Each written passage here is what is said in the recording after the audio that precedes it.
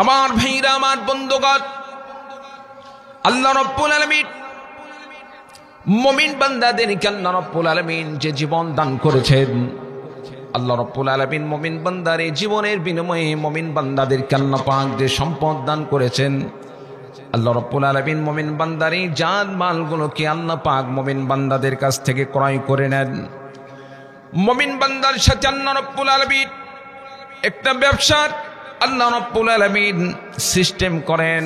আল্লাহ পাক কোরআনে কারীমের মধ্যে ঘোষণা দিয়ে বলেন, ইন্নাল্লাহা আশতারা মিনাল মুমিনিনা আনফুসাহুম ওয়া আমওয়ালাহুম বিআন্না লাহুমুল জান্নাহ ইউকাতিলুনা ফি সাবিলিল্লাহি ফায়াকতুলুনা ওয়া ইউকতালুন। চিৎকার দিয়ে বলুন আল্লাহু আকবার। আল্লাহ রাব্বুল আলামিন ডাক দিয়ে বললেন, নিঃসন্দেহে আল্লাহ রাব্বুল আলামিন ইশতারা মিনাল মুমিনিনা, মুমিন বান্দাদের কাছ থেকে আল্লাহ রাব্বুল আলামিন ক্রয় করে নিয়েছেন আনফুসাহুম, মুমিন বান্দার জীবনকে, ওয়া আমওয়ালাহুম এবং মুমিন বান্দার সম্পদগুলোকে, বিআন্না লাহুমুল জান্নাহ, আল্লাহ রাব্বুল আলামিন মুমিন বান্দার জান মালগুলোকে ক্রয় করে নিয়েছেন। মুমিন বান্দাকে এর বদলা হিসেবে আল্লাহ পাক একটি জিনিস দান করবেন, সেটা হচ্ছে জান্নাত। বিআন্না লাহুমুল জান্নাহ, মুমিন বান্দা যদি আল্লাহর রাস্তায় নিজের জান মালকে কুরবানি করে দেয়, আল্লাহ রাব্বুল আলামিন মুমিন বান্দার জান মালের উসিলায় আল্লাহ রাব্বুল আলামিন মুমিন বান্দাদেরকে আখিরাতে জান্নাত দান করবেন। বলুন সুবহানাল্লাহ। সেই জান্নাত পাওয়ার আশা আমাদের আছে না নাই?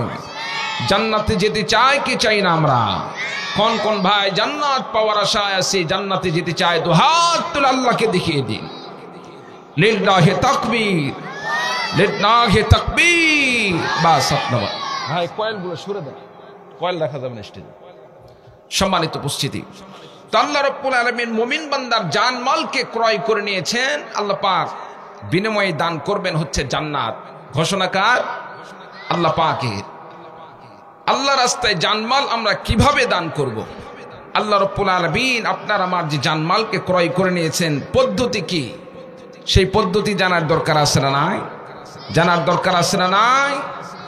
আমার ভাইরা, আমার বন্ধুগণ, আল্লাহ রাব্বুল আলামিন কোরআনে কারীমের মধ্যে সেই পদ্ধতির কথা ঘোষণা দিয়ে বললেন, ইয়াকাতিলুনা ফি সাবিলিল্লাহি ফায়াকতুলুনা ওয়া ইউকতালুন।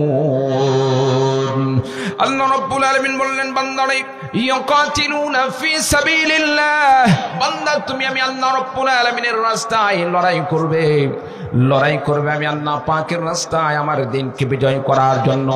আমার কোরআনে কারীমকে আল্লাহর জমিনে, আমি আল্লাহ পাকের জমিনে কোরআনের বিধানকে প্রতিষ্ঠা করার জন্য তুমি লড়াই করবে।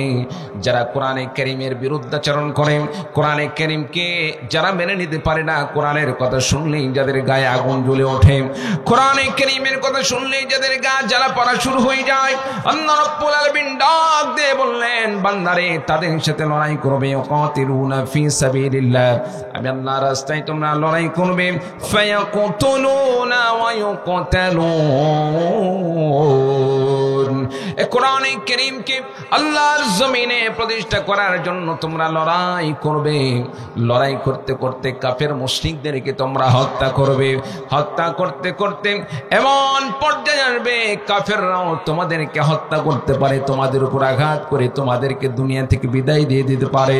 বান্দারে তুমি যদি আল্লাহর রাস্তায় কাফেরদের হাতে আঘাতপ্রাপ্ত হয়ে তুমি যদি দুনিয়া থেকে বিদায় নিয়ে চলে যাও, আমি আল্লাহ রাব্বুল আলামিন ঘোষণা দিয়ে দিলাম, তোমার জন্য আমি আল্লাহ রাব্বুল আলামিন জান্নাতের বরাদ্দ দিয়ে দিলাম। বলুন সুবহানাল্লাহ। ওয়াদা কার? জোরে বলেন।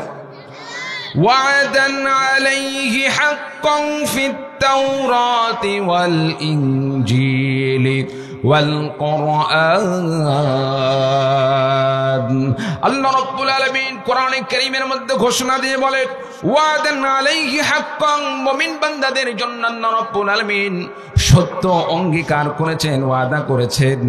এই ওয়াদা শুধু কোরআনের মধ্যেই নয়, কোরআনে কারীম দুনিয়াতে আসার আগে আল্লাহ পাক আসমানে অন্য কিতাব নাযিল করেছিলেন। ফিত তাওরাতি, তাওরাত যখন আল্লাহ রাব্বুল আলামিন নাযিল করেছিলেন, তাওরাতের মধ্যে এমন ওয়াদা ছিল, ওয়াল ইনজিল, ইনজিলের মধ্যে এমন ওয়াদা ছিল, যারা আল্লাহ রাস্তায় নিজের জীবন কুরবানি করে দিবেন, আল্লাহ রাস্তায় নিজের জান মালকে কুরবানি করে দিবেন, আল্লাহ রাব্বুল আলামিন তাওরাতের মধ্যে কই কথা বললেন, ইনজিলের মধ্যে কই কথা বললেন, ঠিক তেমনি ভাবে কোরআনে কারীমের মধ্যে আল্লাহ রাব্বুল আলামিন একই কথা বললেন। তার মানে হলো, বান্দা তুমি যদি আমি আল্লাহ পাকের রাস্তায় নিজের জীবনকে কুরবানি করে দাও, জান মালকে কুরবানি করে দাও, আমি আল্লাহ পাক তোমাকে ওয়াদা দিয়ে দিলাম, বান্দারে তোমার জন্য আমি আল্লাহ রাব্বুল আলামিন জান্নাত বরাদ্দ দিয়ে দিলাম। বলুন সুবহানাল্লাহ। সম্মানিত উপস্থিতি, আল্লাহ পাক ঘোষণা করেছেন, বান্দা তুমি আমি আল্লাহ পাকের রাস্তায় তুমি জিহাদ করো, কেতাল করো, কাফের মুশরিকদের সাথে লড়াই করো, আমি আল্লাহ পাক তোমাদেরকে দুনিয়াতে সম্মান দান করব, খেলাফতের ব্যবস্থা করে দিব, আখিরাতে আমি আল্লাহ রাব্বুল আলামিন জান্নাত বরাদ্দ দিয়ে দেব। বলুন সুবহানাল্লাহ। সম্মানিত উপস্থিতি, তাহলে আমাদেরকে লড়াই করতে হবে কার জন্য? জোরে কথা বলেন, পিছনের ভাইরা কথা বলে না। লড়াই করতে হবে কার পথে? জোরে বলেন, কার পথে? আল্লাহর পথে লড়াই করতে হবে। কিছু কিছু ভাই আছে চুপ করে আছে, মনে করতেছে হুজুর আপনি যতই যাই কোন আমি মুখ খুলতেছি না। আপনি যদি মুখ না খোলেন আমার কি ক্ষয় হবে? আমার কোন ক্ষতি হবে? ক্ষতি হলে আপনারই হবে। কোরআনের কথা হচ্ছে, আপনি মুখ খুলতেছেন না, কোরআনের মাহফিল যদি মুখ না খোলেন, আখিরাতে যদি আল্লাহ আপনাকে ধরে, বান্দা কোরআনের কথা হলো, যেখানে হা বলা লাগবে হা বললা না, না বলা লাগবে না বললা না, এই জন্য যদি আল্লাহ তাআলা গ্রেফতার করে, সেদিন কি ছাড় পাওয়া যাবে? জোরে বলুন, ছাড় পাওয়া যাবে? পাওয়া যাবে না। তাহলে আল্লাহ তাআলা আল্লাহর রাস্তায়, দ্বীনের রাস্তায়, ইসলামের রাস্তায় লড়াই করতে হবে, আল্লাহ পাকের পথে আল্লাহর জন্য লড়াই করতে হবে। সম্মানিত উপস্থিতি, আপনি আমি কত লড়াই না জীবনে করলাম। অনেক ভাই সামান্য কিছু জমি রক্ষার জন্য, কিছু জমি রক্ষার জন্য সারা জীবন লড়ে গেল, আইনি ভাবে লড়তেছে, তারপরে লাঠি দিয়ে লড়তেছে, সর্বসাইড দিয়ে লড়তেছে, দুনিয়ার সামান্য লোভ লালসার জন্য। কিন্তু আপনার আমার আল্লাহ পাক দেওয়া মনোনীত ধর্ম ইসলাম, ইসলামকে নিয়ে এত ষড়যন্ত্র হচ্ছে, কোরআনে কারীমকে দুনিয়া থেকে মুছে ফেলার ষড়যন্ত্র হচ্ছে, বাংলাদেশ থেকে ইসলামকে মুছে ফেলার জন্য ষড়যন্ত্র হচ্ছে। এমন কি ইতিমধ্যে আমার নবী বিশ্বনবী সাল্লাল্লাহু আলাইহি সাল্লামকে নিয়ে গালমন্দ করা হয়েছে। ওই যে কি যে নাম, রাখাল কি যেন একটা, যাই হোক, বর্তমান সরকারি একটি লেভেলের মধ্যে কর্মচারী যারা আছেন, তাদের মধ্যে সেও একজন। সম্মানিত উপস্থিতি, আমার কথা হচ্ছে, আমার আল্লাহ আমার রসুল দুনিয়ার সব চাইতে তারা বেশি আমার কাছে সম্মানের পাত্র, শ্রদ্ধের পাত্র। চিল্লা বলো ঠিক না? যারা নবী রসুলকে নিয়ে গালমন্দ করবে, নবী রসুলকে নিয়ে কোন প্রকার খারাপ মন্তব্য করবে, মুসলমানের তাদের সাথে কোনো সম্পর্ক নেই, তাদের একমাত্র তাদের প্রাপ্য হচ্ছে তাদেরকে হত্যা করা। চিৎকার দিয়ে বলো ঠিক না? আজকে তারা স্বাধীনতার নাম দিয়ে, ব্যক্তি স্বাধীনতার নাম দিয়ে যদি তারা আমার রসুলকে নিয়ে গালমন্দ করে, মত ব্যক্ত করার স্বাধীনতার নাম দিয়ে যদি আমার রসুলকে গালমন্দ করে, এটা যদি তাদের স্বাধীনতা হয়, তাহলে আমি বলবো আমার রসুলের ইজ্জত রক্ষার স্বার্থে আমার হাতের স্বাধীনতা হলো তাকে চিরতরে দুনিয়া থেকে বিদায় দিয়ে দেওয়া। চিৎকার দিয়ে বলো ঠিক না? কারণ নবী রসুলকে যে ব্যক্তি গালি দিবে, রসুলকে গালি দিবে, তার একমাত্র বিচার হচ্ছে, ফাইসালা হচ্ছে মৃত্যুদণ্ড। কারণ রসুল সাল্লাল্লাহু আলাইহি সাল্লাম ঘোষণা করেছেন, মান সাব্বা নাবিয়ান ফাকতুলুহু, যে ব্যক্তি নবী রসুলদেরকে গালি দেবে তাদেরকে তোমরা হত্যা করো। সুতরাং যারা নবী রসুলকে নিয়ে গালমন্দ করবে, নবী রসুলদেরকে নিয়ে বিভিন্ন প্রকার খারাপ মন্তব্য করবে, কটূক্তি করবে, তাদের একমাত্র ফাইসালা হচ্ছে মৃত্যুদণ্ড, তাদেরকে হত্যা করা। চিৎকার দিয়ে বলো ঠিক না?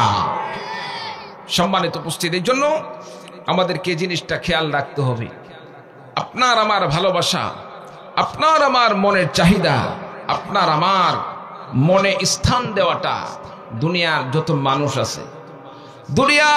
মানুষ আছে মা বাবা সন্তান সন্ততি ইত্যাদি যা কিছু আছে সব কিছুর চাইতে আপনাকে আমাকে ভালোবাসতে হবে, বেশি ভালোবাসতে হবে নবীকে যদি মা বাবার চাইতে সন্তান সন্ততির চাইতে বেশি ভালো না বাসি আপনি আমি ইমানদার হতে পারবো না। সুতরাং নবীর ভালোবাসায়, নবীর জন্য আপনাকে আমাকে আল্লাহ নবীর জন্য প্রয়োজনে মা বাবার সাথে সম্পর্ক ছিন্ন হতে পারে, ভাই বেরাদের সাথে সম্পর্ক ছিন্ন হতে পারে, সন্তানের সাথে সম্পর্ক ছিন্ন হতে পারে, রাসূলের সাথে কোনোদিন সম্পর্ক ছিন্ন করা যাবে না। ঠিক না বলুন, ঠিক কিনা? সম্মানিত উপস্থিতি, এই জন্য যারা রাসূলকে নিয়ে গালমন্দ করছে, আমার নবীকে নিয়ে কটূক্তি করেছে, অচিরেই বাংলার জমিনে তাদের ফাঁসি কার্যকর করতে হবে, তাদেরকে অবশ্যই মৃত্যুদণ্ড দিতে হবে। সম্মানিত উপস্থিতি, প্রয়োজনে তাদের মৃত্যুদণ্ড কার্যকর করার জন্য আপনাকে আমাকে মাঠে ময়দানে ঝাঁপিয়ে পড়তে হবে। তাদেরকে বিচারের সম্মুখীন করার জন্য যদি আলেম ওলামাদের তত্ত্বাবধানে আহ্বান করা হয়, আপনাকে আমাকে যদি রক্ত দিতে হয়, জীবন দিতে হয়, নবীর ইজ্জত রক্ষার জন্য কোন কোন ভাই রক্ত জীবন দিতে প্রস্তুত আছেন? দু হাত তুলে আল্লাহকে দেখিয়ে দিই। লেট না হে তাকবীর, লেট না হে তাকবীর। বা সত্যমান আল্লাহ কবুল করুন, আমিন।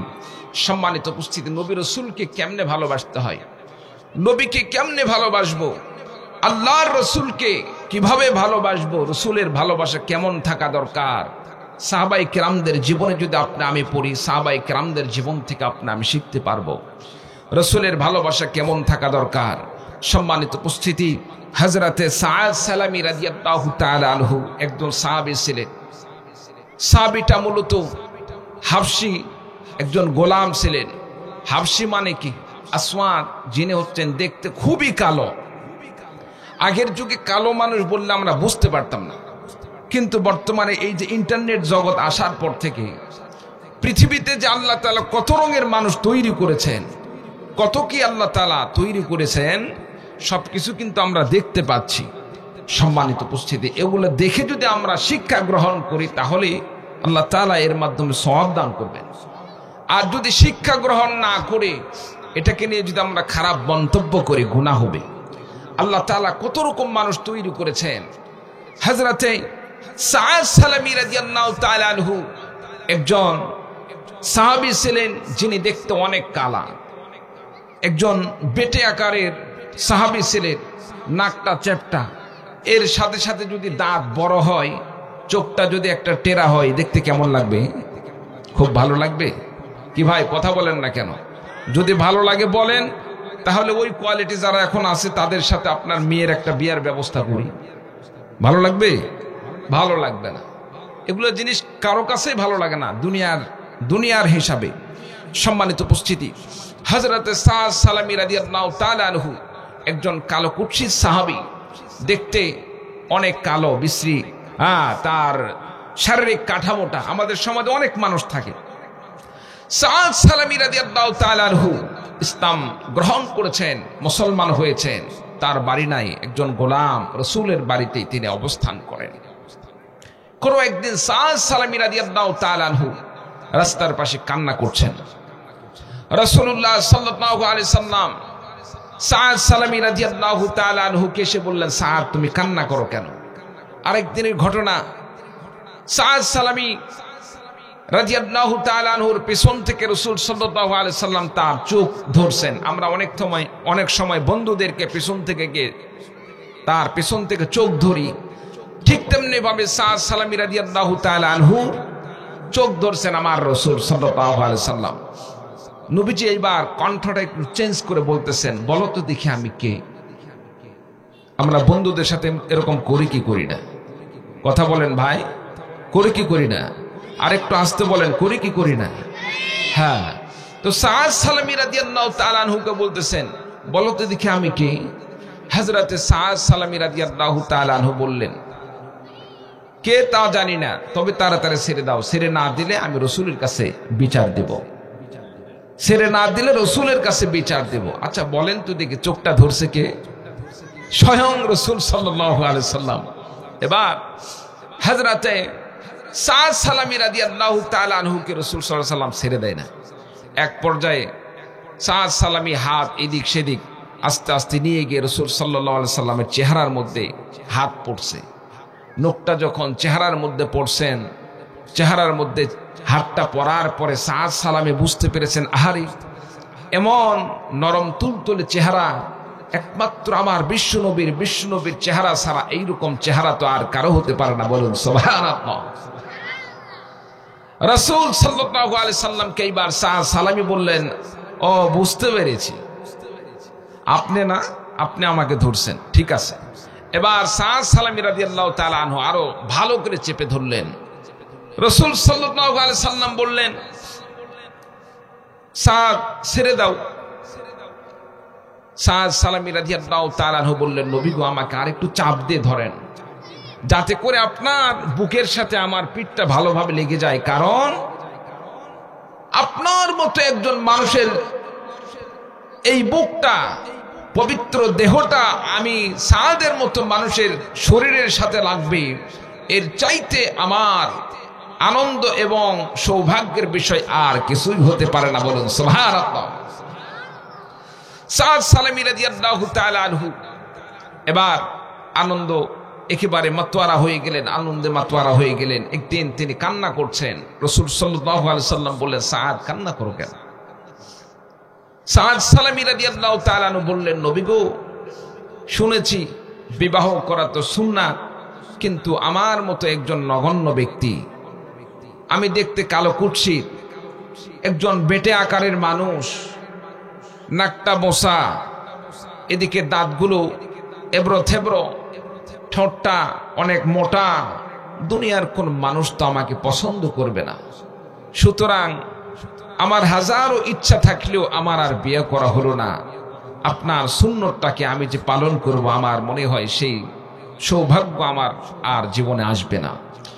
রাসূলুল্লাহ সাল্লাল্লাহু আলাইহি সাল্লাম বললেন, সাদ বলো কি, তোমার কি কোনো পছন্দের মেয়ে আছে? তোমার কি পছন্দের মেয়ে আছে? থাকলে বলো, আমি ব্যবস্থা করতেছি। সাদ সালামী রাদিয়াল্লাহু তাআলা আনহু এবার সুযোগ পেয়ে গেছেন। রাসূল সাল্লাল্লাহু আলাইহি সাল্লাম বললেন, সাদ তোমার যদি কোনো পছন্দের মেয়ে থাকে আমাকে বলো, তোমার বিয়ের তার সাথে ব্যবস্থা করার দায়িত্ব আমি বিশ্বনবী আমি নিজেই নিয়ে নিলাম, বলুন সুবহানাল্লাহ। সাদ সালামী রাদিয়াল্লাহু তাআলা আনহু এবার সুযোগ পেয়ে গেলেন। আমি কোন জায়গায় যদি প্রস্তাব দেই তাহলে তো আমার প্রস্তাব গ্রহণ করবে না, এমন মানুষের সাথে বিয়ে এটা কেউ মেনে নিবে? কিন্তু প্রস্তাবটা যদি রাসূলের পক্ষ থেকে হয়ে থাকে, আমার বিশ্বাস দুনিয়ার কোন মানুষ রাসূলের প্রস্তাবকে ফেরত দিতে পারে না, চিল্লা বলুন ঠিক কিনা।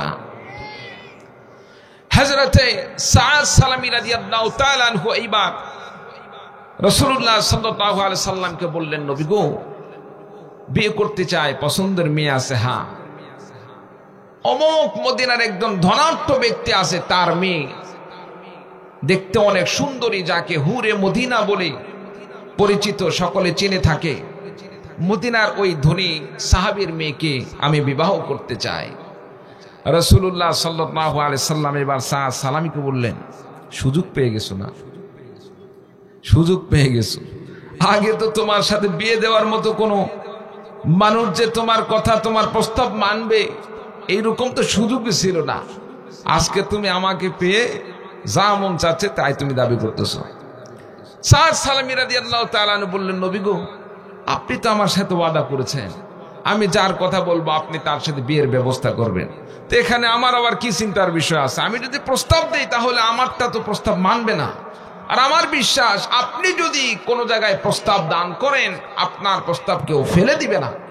সুতরাং গরিব দুঃখীর বাড়িতে আমি কেন যাব, দেখতে খারাপ এই মেয়েকে আমি কেন বিবাহ করব? যেহেতু আমার সুযোগ আছে, ভালো একটা মেয়ে আমি পাচ্ছি, আপনি যেহেতু দায়িত্ব নিচ্ছেন, সুতরাং ভালো জায়গায় বিবাহ করি।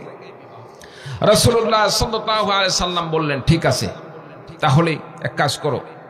একটি পত্র লিখলেন, পত্র লিখে রাসূল সাল্লাল্লাহু আলাইহি সাল্লাম বললেন, মদিনার অমুক ধনী সাহাবী আমর ইবনে ওয়াহাব আল করশী, তার বাসায় যাও। বাসায় যাওয়ার পরে সেখানে তাকে নক করে সালাম দিয়ে তাকে জানিয়ে দেবে যে রাসূল সাল্লাল্লাহু আলাইহি সাল্লাম তার মেয়ের সাথে আমার বিবাহ দেওয়ার কথা বলেছেন, বলুন সুবহানাল্লাহ।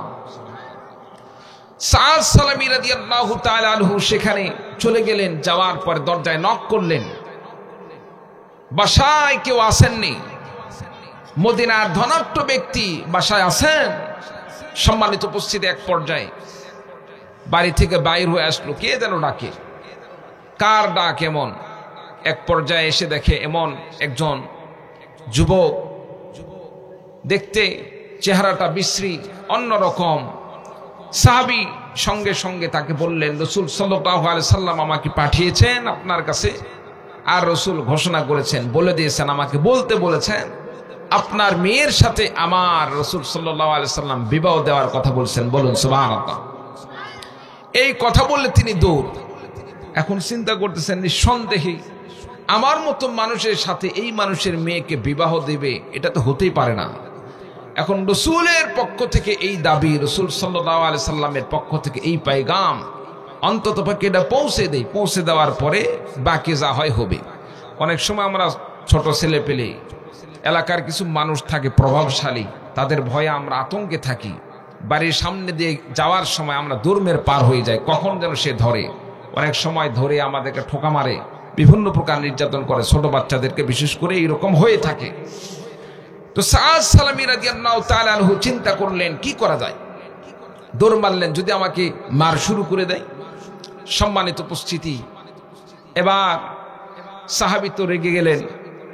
দেখতে এত কালো কুৎসিত, আবার বেটে, নাক বসা, সব দিক থেকেই একটি বিশ্রী চেহারার অধিকারী, এর সাথে আমার মেয়ের বিয়া, এটা কেমনে মানা যায়? এটা হতে পারে না।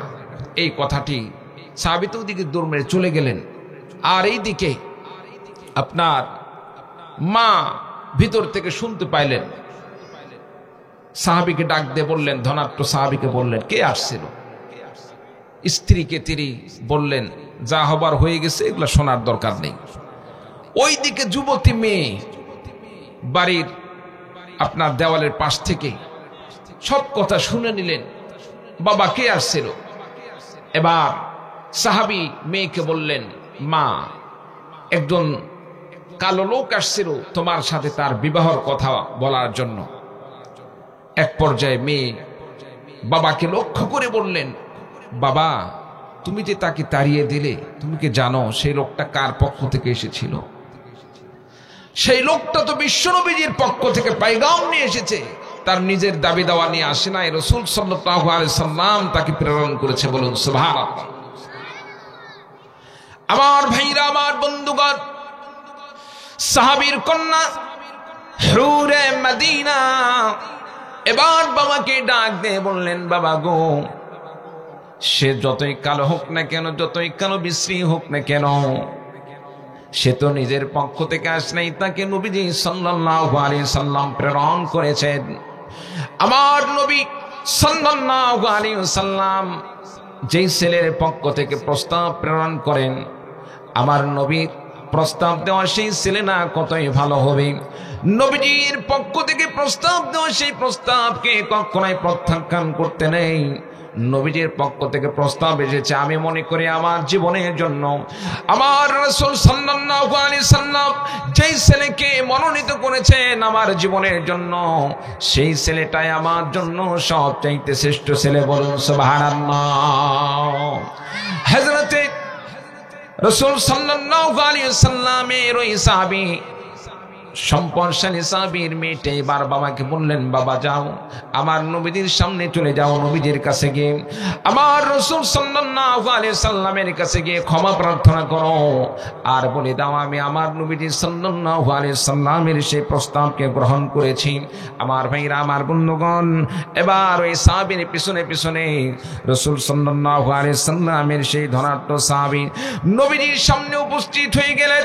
নবীজির সামনে উপস্থিত হয়ে যাওয়ার পর রাসূলুল্লাহ সাল্লাল্লাহু আলাইহি সাল্লামের কাছে তিনি মাফ চাইলেন আর বললেন, নবী গো, আমার ভুল হয়ে গেছে, আমার মেয়ে আপনার প্রস্তাবিত সেই ছেলের সাথে বিবাহ হবে। আমার মেয়ের কোনো আপত্তি নেই, আমারও কোনো আপত্তি নেই। ইয়া রাসূলুল্লাহ, ইয়া হাবিবাল্লাহ, আপনি বিবাহের ব্যবস্থা করুন।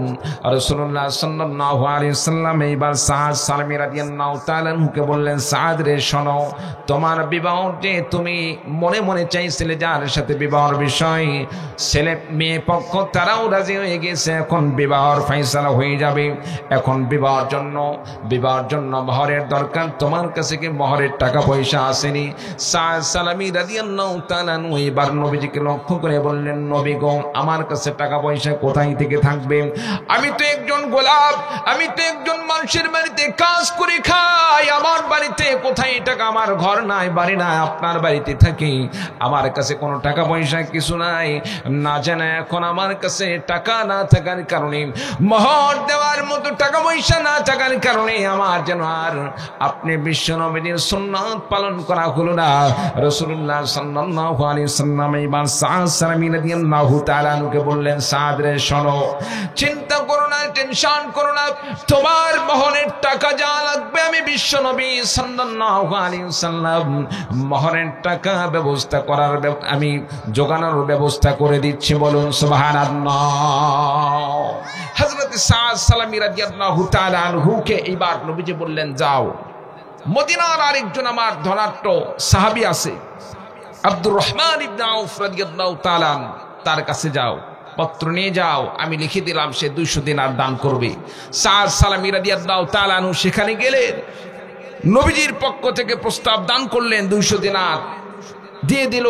এরপরে রাসূল সাল্লাল্লাহু আলাইহি সাল্লাম এইবার হযরত সাদ সালামী রাদিয়াল্লাহু তাআলা আনহুকে বললেন, সাদ এইবার যাও, আমার আরেকজন ধনী সাহাবী হযরত ওসমান গনি রাদিয়াল্লাহু তাআলা আনহু, ওসমান জিন্নুরাইন, যে ওসমান রাদিয়াল্লাহু তাআলা আনহুর সাথে আল্লাহ রাসূল সাল্লাল্লাহু আলাইহি সাল্লাম দুইজন মেয়েকে বিবাহ দান করেছিলেন। প্রথমে একটি মেয়েকে বিবাহ দেওয়ার পরে যখন তার ইন্তেকাল হয়ে যায়, ওসমান গনি রাদিয়াল্লাহু তাআলা আনহু রাসূলুল্লাহ সাল্লাল্লাহু আলাইহি সাল্লামের কাছে এমন প্রিয় জামাই ছিল, যার কারণে রাসূল সাল্লাল্লাহু আলাইহি সাল্লাম দ্বিতীয় আরেকটি মেয়েকেও ওসমান গনির সাথে বিবাহ দান করেন। বলুন সুবহানাল্লাহ। যার কারণে ওসমান রাদিয়াল্লাহু তাআলা আনহুকে বলা হয় ওসমান জিন্নুরাইন। সম্মানিত উপস্থিতি, ওসমান রাদিয়াল্লাহু তাআলা আনহুর কাছে যখন সাহাবীকে পাঠানো হলো, সেখান থেকে 200 দিনার দেওয়া হয়। এরপরে রাসূল সাল্লাল্লাহু আলাইহি সাল্লাম হযরত সাদ সালামী রাদিয়াল্লাহু তাআলা আনহুকে বলেন, এবার আমার একজন গরীব সাহাবীর কাছে পাঠাচ্ছি। আগের দুইজন ধনী সাহাবী ছিল, এইবার গরীব সাহাবীর কাছে যাও, গরীব সাহাবীর কাছ থেকে তুমি কিছু নিয়ে আসো। এবার সাহাবী হযরত সাদ সালামী রাদিয়াল্লাহু তাআলা আনহুকে পাঠালেন হযরতে আলী রাদিয়াল্লাহু তাআলা আনহুর কাছে, যিনি রাসূল সাল্লাল্লাহু আলাইহি সাল্লামের কন্যা হযরত মা ফাতিমা রাদিয়াল্লাহু তাআলা আনহার স্বামী, সেই হযরত আলী রাদিয়াল্লাহু তাআলা আনহুর কাছে প্রেরণ করলেন। বলুন সুবহানাল্লাহ। হযরত আলী রাদিয়াল্লাহু তাআলা আনহু একজন অনেক দরিদ্র ছিলেন, কিন্তু আল্লাহ তাআলা তার ঈমানে বল দান করেছিলেন, ঈমানে তাকত দান করেছিলেন। যখন সাদ সালামী রাদিয়াল্লাহু তাআলা আনহু হযরত আলী রাদিয়াল্লাহু তাআলা আনহুর ঈমানে পরীক্ষা, দারিদ্রতার অনেক ঘটনা আছে, এগুলো বলতে লাগলো অনেক সময়। সম্মানিত উপস্থিতি, এক পর্যায়ে হযরত আলী রাদিয়াল্লাহু তাআলা আনহুর কাছে যখন সাদ সালামী রাদিয়াল্লাহু তাআলা আনহু নবীর পক্ষ থেকে যাওয়ার কথা বললেন এবং রাসূল সাল্লাল্লাহু আলাইহি সাল্লাম প্রেরণ করছেন, রাসূল সাল্লাল্লাহু আলাইহি সাল্লাম 200 দিনার দেওয়ার কথা বলছেন, হযরত আলী রাদিয়াল্লাহু তাআলা আনহু তিনিও 200 দিনার ব্যবস্থা করে দিলেন। বলুন সুবহানাল্লাহ। যেই ছেলেটি প্রকৃতপক্ষে একজন গোলাম ছিল, দেখতে কালো কুৎসিত, নাকটা চ্যাপ্টা, কোনো মানুষ তাকে বিবাহ করতে চায় না, মেয়ের সাথে বিবাহ দিতে চায় না। একজন দরিদ্র গোলাম যার কোনো সম্পদ নেই, তার বিয়ের মহরের জন্য 600 দিনারের ব্যবস্থা হয়ে গেছে। বলুন সুবহানাল্লাহ। আমার ভাইরা, আমার বন্ধুগণ, রাসূলুল্লাহ সাল্লাল্লাহু আলাইহি ওয়াসাল্লাম হযরত আলী হযরত সাদ সালামী রাদিয়াল্লাহু তাআলা আনহুকে এইবার বললেন, সাদ সালামী রাদিয়াল্লাহু তাআলা আনহুকে বললেন, সাদ রে যাও, এই যে 400 দিনার এখানে রয়ে গেল, বাকি 200 দিনার দিয়ে তুমি তোমার স্ত্রীর জন্য গহনাপাতি ইত্যাদি ক্রয় করে নিয়ে আসো।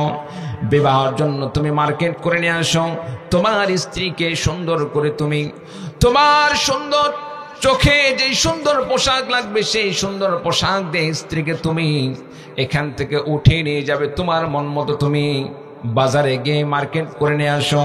কোন শাড়ি পরালে তোমার কাছে স্ত্রী সবচাইতে ভালো লাগবে এমন শাড়ি ক্রয় করো। কোন গহনা পরলে তোমার স্ত্রীকে তোমার কাছে সবচাইতে ভালো লাগবে পছন্দের গহনা পাতি তুমি ক্রয় করে নিয়ে আসো। আল্লাহর নবীর সাহাবী হযরতে সাদ সালামী রাদিয়াল্লাহু তাআলা আনহু 200 দিনার নিয়ে এইবার মদিনা মুকাজ নামক বাজারে গেলেন, মার্কেটে গেলেন। মার্কেটে যাওয়ার পরে সুন্দর সুন্দর গহনাপাতি দেখেন, গহনাপাতি দেখতেছেন, সুন্দর সুন্দর কাপড়গুলো দেখতে পাচ্ছেন। আমার ভাইরা, আমার বন্ধুগণ, একটা দোকান থেকে আরেকটি দোকানে যাচ্ছেন, কোনটা নেবেন পছন্দ করতেছেন। এমন সময় লক্ষ্য করে দেখেন কে যেন আওয়াজ করে ঘোষণা দিয়ে বলেন, কে যেন ঘোষণা দিয়ে বলেন, হাইয়া আলাল জিহাদ, হাইয়া আলাল জিহাদ, হাইয়া আলাল জিহাদ। আমার নবী সাল্লাল্লাহু আলাইহি ওয়াসাল্লাম জিহাদের ময়দানে লড়তেছেন। কোন নবীর প্রেমিক রয়েছ, কোন নবীর আশিক রয়েছ, রাসূলের জন্য নিজের জীবনকে উৎসর্গ করে দিবে, আল্লাহর দ্বীনের জন্য, আল্লাহর ইসলামের জন্য নিজের জীবনকে উৎসর্গ করে দিবে। আমার নবী বিশ্ব নবী সাল্লাল্লাহু আলাইহি ওয়াসাল্লাম জিহাদের ময়দানে কাফের মুশরিকদের সাথে লড়াই করতেছে। বলুন সুবহানাল্লাহ।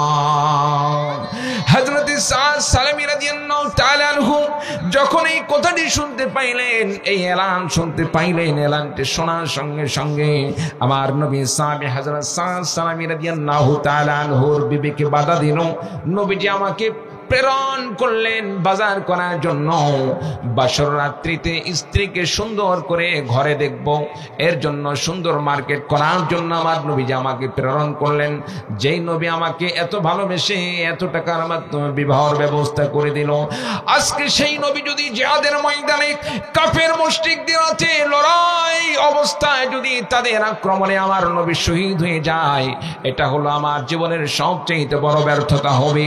আমি ছিলাম না, নবীজি দুনিয়া থেকে বিদায় নিয়ে চলে গেল। এই জন্য সাদ সালামী রাদিয়াল্লাহু তাআলা সিদ্ধান্ত গ্রহণ করলেন, না না না, স্ত্রীর জন্য গহনাপাতি ক্রয় করা নয়, বিবাহ রাত্রির জন্য, বাসর রাত্রির জন্য মার্কেট নয়।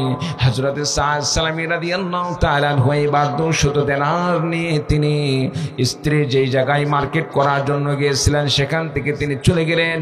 যুদ্ধের সরঞ্জামাদি যেখানে পাওয়া যায় সেই জায়গায় চলে গেলেন, দোকানে গেলেন। সেখানে যাওয়ার পরে জিহাদের জন্য, যুদ্ধের জন্য একটি ঘোড়া ক্রয় করলেন। আমার ভাইরা, আমার বন্ধুগণ, 100 দিনার দিয়ে একটি ঘোড়া ক্রয় করলেন। 50 দিনার দিয়ে, 50 দিনার দিয়ে একটি তরবারি ক্রয় করলেন।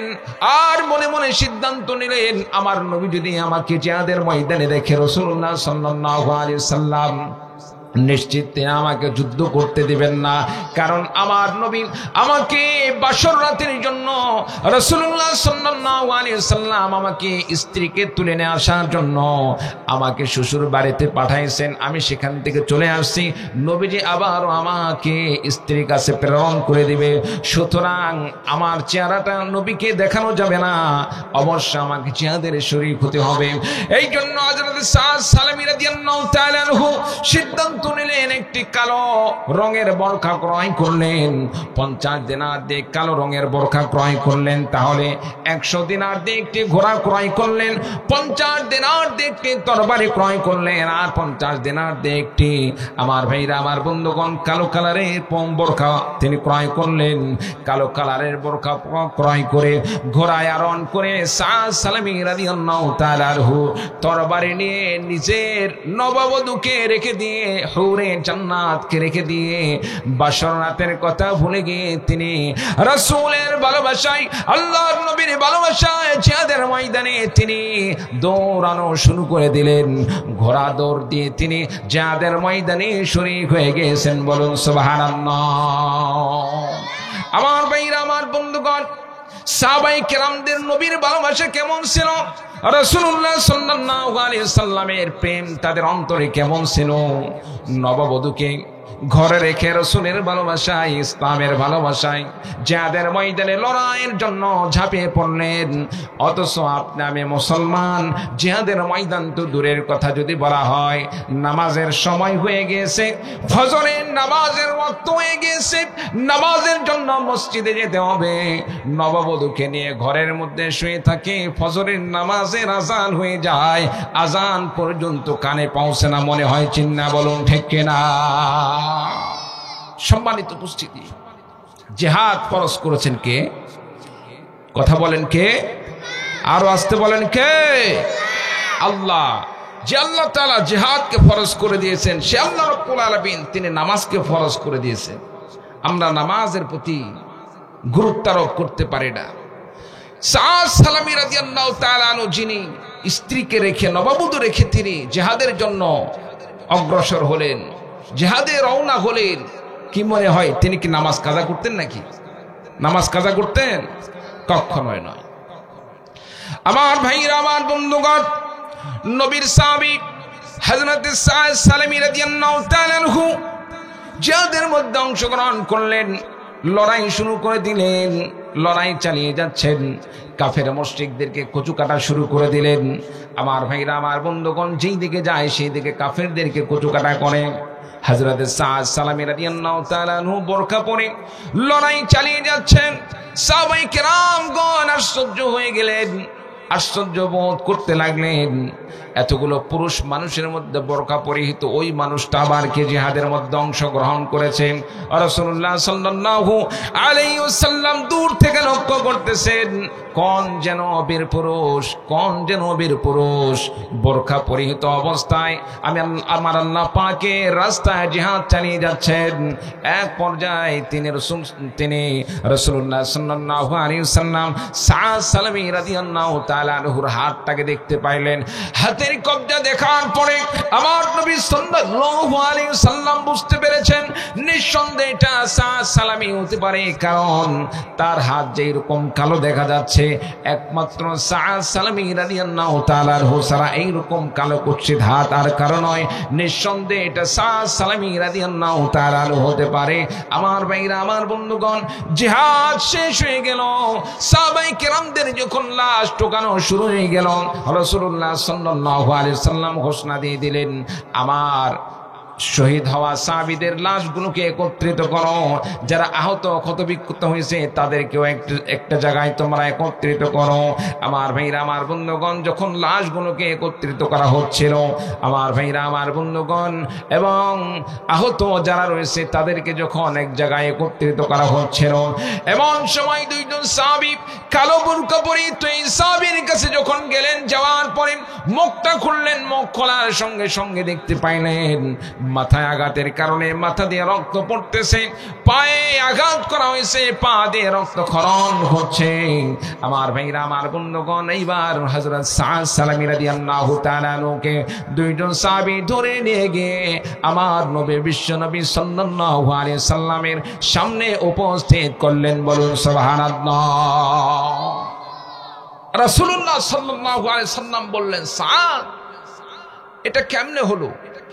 তুমি তো আজকে তোমার স্ত্রীকে নিয়ে বাসর করার কথা, তোমাকে না প্রেরণ করেছি তোমার স্ত্রীকে উঠে নিয়ে আসার জন্য, তুমি তো মার্কেটে যাওয়ার কথা, তুমি জিহাদের ময়দানে কিভাবে আসলে? হযরত সাদ সালামী রাদিয়াল্লাহু তাআলা বললেন, ইয়া রাসূলুল্লাহ, ইয়া হাবিবাল্লাহ, স্ত্রীকে উঠে নেওয়ার জন্য আমি মার্কেটে গিয়েছিলাম, মার্কেটে গিয়ে আমি গহনাপাতি ক্রয় করার জন্য সেখানে গিয়েছি, কিন্তু যখন সেখানে শুনতে পাইলাম কে যেন আওয়াজ করতেছে, আমার নবী বিশ্ব নবী সাল্লাল্লাহু আলাইহি সাল্লাম কাফের মুশরিকদের সাথে লড়াই করতেছেন আল্লাহর দিনকে বিজয় করার জন্য, আল্লাহর দিনকে আল্লাহর জমিনে প্রতিষ্ঠা করার জন্য কাফেরদের সাথে লড়াই চালিয়ে যাচ্ছেন।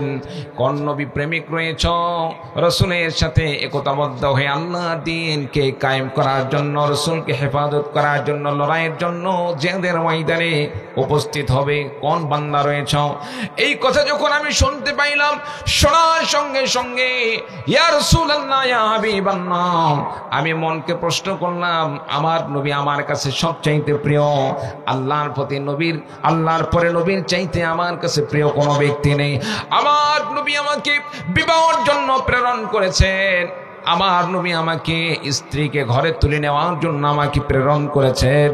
আমার সেই নবী যদি দুনিয়াতে না থাকে, দুনিয়াতে আমি নিজেকে কিভাবে বেঁচে থেকে নিজেকে বুঝ দিতে পারবো, নিজেকে কেমনে সান্ত্বনা দিব, যার কারণে আমি সেখান থেকে চলে এসেছি। ইয়া রাসূলুল্লাহ ইয়া হাবিবাল্লাহ, দুনিয়াতে যদি আমার স্ত্রীর সাথে কোনোদিন সাক্ষাৎ না হয়, কোনোদিন যদি আমার সাক্ষাৎ না হয়, আমি যদি আল্লাহর রাস্তায় লড়াই করি, আল্লাহর রাস্তায় লড়াইরত অবস্থায় শহীদ হয়ে যায়, আল্লাহ রাব্বুল আলামিন আমাকে আখিরাতে আল্লাহ পাক সেই সুন্দরী জান্নাতি রমণীর সাথে দেখার ব্যবস্থা করে দিতে পারেন। বলুন সুবহানাল্লাহ।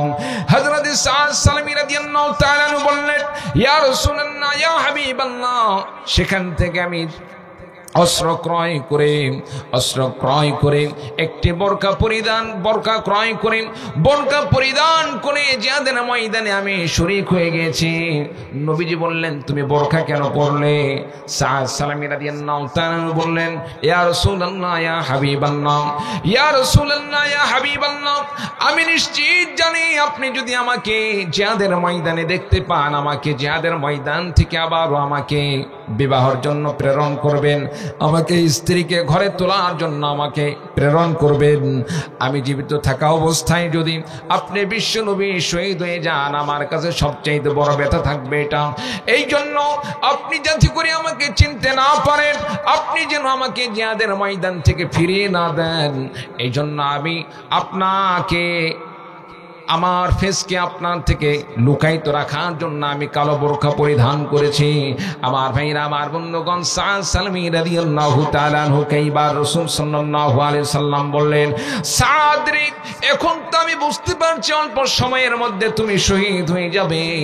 আমার ভাইরা, আমার বন্ধুগণ, হযরত সাদ সালামী রাদিয়াল্লাহু তাআলা আনহু নবীজি সাল্লাল্লাহু আলাইহি সাল্লামকে বললেন, ইয়া রাসূলুল্লাহ ইয়া হাবিবাল্লাহ, যদি আমি শহীদ হয়ে যাই, দুনিয়াতে আমার স্ত্রীর সাথে আমার সাক্ষাৎ না হলেই বা কি আসে, আপনি বিশ্ব নবীকে আমি আমার সবচাইতে বেশি ভালোবাসি, দুনিয়ার সবচাইতে আপনার প্রতি আমার সবচাইতে বেশি ভালোবাসা। ইয়া রাসূলুল্লাহ ইয়া হাবিবাল্লাহ, আপনার কাছে আমার একটা আবেদন, কিয়ামতের ময়দান যখন সংগঠিত হয়ে যাবে, ইয়া রাসূলুল্লাহ ইয়া হাবিবাল্লাহ, সেদিন আপনাকে সুপারিশের জন্য মানুষেরা খুঁজতে থাকবে। ইয়া রাসূলুল্লাহ ইয়া হাবিবাল্লাহ, সেদিন পিপাসার্ত মানুষদেরকে আপনি বিশ্ব নবী সাল্লাল্লাহু আলাইহি সাল্লাম হাউজে কাউসারের পানি পান করাবেন। নবী গো, সেই কঠিন হাসরের ময়দানে আমার তো মন চায় অন্ততপক্ষে আপনার সাথে যেন আমার সাক্ষাৎ হয়। দুনিয়ার মানুষদের মধ্য থেকে আপনাকে আমি সবচাইতে বেশি ভালোবাসি। নবী গো, একটা বার কথা দান করেন, হাউজে কাউসারের প্রান্তে আমাকে কি আপনি কি সেখানে আমাকে সাক্ষাৎ দান করবেন? রাসূলুল্লাহ সাল্লাল্লাহু আলাইহি সাল্লাম হযরত সাদ সালামী রাদিয়াল্লাহু তাআলা আনহুকে বললেন, সাদ রে, তুমি ইসলামের জন্য নিজের জীবনকে কুরবানি করে দিয়েছো, উৎসর্গ করে দিয়েছ। আমি কথা দিলাম, হাউজে কাউসারে আমি বিশ্বনবী সাল্লাল্লাহু আলাইহি সাল্লাম অবশ্যই তোমার সাথে দিদার সেখানে নসিব করব। বলুন সুবহানাল্লাহ। আমার ভাইরা, আমার বন্ধুগণ, হযরত সাদ সালামী রাদিয়াল্লাহু তাআলা আনহু দুনিয়া থেকে বিদায় নিয়ে চলে গেলেন, শহীদ হয়ে গেলেন। সাদ সালামী রাদিয়াল্লাহু তাআলা আনহুর দাফন কাফন সম্পন্ন হয়ে গেল। নবীজি সাল্লাল্লাহু আলাইহি সাল্লাম নিজ হাতে সাদ সালামী রাদিয়াল্লাহু তাআলা আনহুকে দাফন করলেন। রাসূলুল্লাহ সাল্লাল্লাহু আলাইহি সাল্লাম দাফন সম্পন্ন করার পরে দুই পায়ের আঙ্গুলের উপর ভর করে হাঁটতেছেন। আমরা অনেক সময়, আমার ভাইরা, আমার বন্ধুগণ, পিস্তা জায়গাতে আমরা আঙ্গুলের উপর ভর করে হাঁটা শুরু করি। অনেক সময় আমরা বিভিন্ন জায়গায় পরিষ্কার করার পরে যাতে করে পায়ের ময়লা না লাগে, পায়ের আঙ্গুলের উপর ভর করে আমরা হাঁটা শুরু করে দিই। নবীজি সাল্লাল্লাহু আলাইহি সাল্লাম ঠিক তেমনি ভাবে হাঁটতেছিলেন। এক পর্যায়ে সাহাবায়ে কেরামগণ রাসূলুল্লাহ সাল্লাল্লাহু আলাইহি সাল্লামকে জিজ্ঞাসা করলেন, ইয়া রাসূলুল্লাহ ইয়া হাবিবাল্লাহ, আপনি কি পায়ে আঘাত পেয়েছেন? যদি আঘাত না পেয়ে থাকেন তাহলে কেন আপনি এইভাবে হাঁটতেছেন? নবীজি সাল্লাল্লাহু আলাইহি ওয়াসাল্লাম বললেন, সাহাবীরা শোনো, আমার সাদ রাদিয়াল্লাহু তাআলা আনহু, সাদ সালামী রাদিয়াল্লাহু তাআলা আনহুর প্রতি আল্লাহ রাব্বুল আলামিন এত বেশি খুশি হয়ে গিয়েছেন, এত বেশি খুশি হয়ে গিয়েছেন, আল্লাহ রাব্বুল আলামিন আকাশ থেকে আসমান থেকে অসংখ্য ফেরেশতা আল্লাহ পাক নাযিল করেছেন। এই সমস্ত ফেরেশতারা সাদ সালামী রাদিয়াল্লাহু তাআলা আনহুর জানাজায় শরীক হয়েছে। এত পরিমাণ ফেরেশতা জমিনে নেমেছে, ফেরেশতাদের সংখ্যার কারণে আমার পরিপূর্ণ পা জমিনে রাখবো, জমিনে এই পরিমাণ জায়গা ছিল না। বলুন সুবহানাল্লাহ। একটু কালিমা পড়ুন, লা ইলাহা ইল্লাল্লাহ, লা ইলাহা ইল্লাল্লাহ।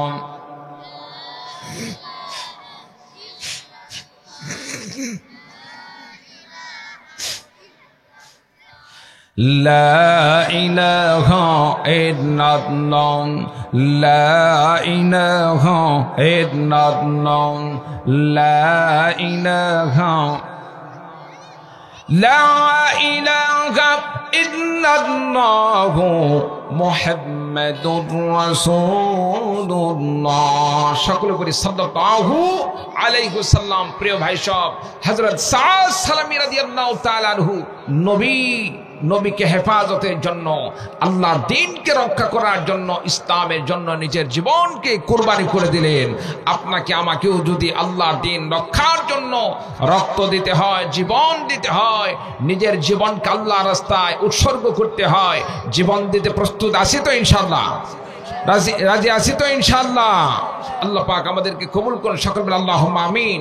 প্রিয় ভাই সব, যারা আল্লাহর রাস্তায় লড়াই করতে করতে দুনিয়া থেকে বিদায় নিয়ে চলে যায়, সম্মানিত উপস্থিতি, এমন একটি সময় ছিল, আজকে যে আলোচনা করতেছি, এই আলোচনা করলেও দেখা যাবে হয়তো সাইড থেকে পুলিশ এসে হঠাৎ করে হাত ধরে নেমে নিয়ে চলে যাবে। একটা মুসলিম দেশে সরাসরি কোরআন থেকে আলোচনা করার জন্য যদি আলেমদেরকে বাধা দেওয়া হয়, আলেমদেরকে কারাগারে নেওয়ার ব্যবস্থা করা হয়, এর চাইতে জঘন্যতম অপরাধ আর কিছু হতে পারে? এ ভাই কথা বলেন, আর কোন জঘন্যতম অপরাধ হতে পারে? হতে পারে না। সম্মানিত উপস্থিতি, এটা আমাদের ব্যর্থতা ছিল। কেন? আমরা নামাজ পড়ি একসাথে, ঠিক আছে, রোজা রাখি, ঠিক আছে, হজ করে, ঠিক আছে, যাকাত দেই, ঠিক আছে, কিন্তু আপনি আমি মুসলমান, আপনার আমার জীবন বিধান কি হবে, আপনার আমার জীবন, রাষ্ট্রীয় জীবন কিভাবে চালাবো, এই সিদ্ধান্ত নিতে গিয়ে আমরা ভুল করি। কি ভুল? নামাজের ক্ষেত্রে আল্লাহ ঠিক আছে, রোজার ক্ষেত্রে আল্লাহ ঠিক আছে, হজ করতে গেলে আল্লাহ ঠিক আছে, যাকাত দিতে গেলে আল্লাহ ঠিক আছে, আরে একজন বান্দা রাষ্ট্রীয় বিধান কিভাবে পরিচালনা করবে, এটা করতে গেলে আল্লাহর যে একটা বিধান আছে, কোরআনের বিধান, এই বিধানের পক্ষে আমরা সিল মারতে পারি না। কোরআনের বিধানকে আমরা বিক্রি করে কাফের মুশরিকদের কাছে আমরা ঈমান বিক্রি করে দিয়ে আমরা বাতিলকে আমরা সাপোর্ট দেই, যার কারণে সম্মানিত উপস্থিতি নামাজ, রোজা, হজ, যাকাত সব কিছু করি, কিন্তু যত এগুলা করি না কেন, এগুলা স্বাধীনভাবে কোরআনের হক কথা বলতে গেলে বাধা আসে। সম্মানিত উপস্থিতি, একটি কারণ, সেটা হচ্ছে আল্লাহ তাআলা আপনাকে আমাকে যে পরিপূর্ণ জীবন ব্যবস্থা ইসলাম দান করেছেন, কোরআন দান করেছেন, কোরআনে কারীমের মধ্যে আল্লাহ তাআলা পরিপূর্ণ জীবন ব্যবস্থা দান করেছেন। কোরআনে কারীমকে পরিপূর্ণভাবে না মানার কারণে আল্লাহ রাব্বুল আলামিন আপনার জন্য, আমার জন্য লাঞ্ছনার ব্যবস্থা করে রেখেছেন। চিল্লা বলুন ঠিক কিনা? সম্মানিত উপস্থিতি, এই জন্য আপনাকে আমাকে সিদ্ধান্ত নিতে হবে, আগামীতে কোনোদিন যদি সিল মারার সুযোগ আসে, ইসলামের পক্ষে সিল মারতে হবে। কোন কোন ভাই রাজি আছেন? দু হাত তুলে আল্লাহকে দেখিয়ে দিন। নারায়ে তাকবীর, নারায়ে তাকবীর। বাস, আমার আল্লাহ কবুল করুন, আমিন। আচ্ছা, মাঝখানে কি সাউন্ড কম নাকি? সাউন্ড কম? কথা বলেন, সত্য কথা বলতে হবে। সাউন্ড কম নাকি? ভাই একটা মাইক একটু চেষ্টা করেন, ভিতরে কোনো একটা সাইড থেকে মারেন। হ্যাঁ, সাউন্ড ঠিক আছে? আচ্ছা, কথা বলতেছেন, আমি চিন্তা করতেছি আসলে কথা বুঝতেছে কি বুঝতেছে না। সম্মানিত উপস্থিতি, তাহলে অনেক মাহফিল হয় এরকম, শ্রোতারা কথাই বোঝে না। শেষ পর্যন্ত যদি বলা হয় ভাই সমস্যা কি, হুজুর কথাই তো কানে আসে না, কি জবাব দিব? আলহামদুলিল্লাহ, আপনারা যেভাবে হ্যাঁ বলছেন, ভাইও বলতেছে আওয়াজ ঠিক আছে। সম্মানিত উপস্থিতি, তাহলে আল্লাহ রাস্তায় আমাদেরকে নিজের জীবন কোরবানি করতে হবে।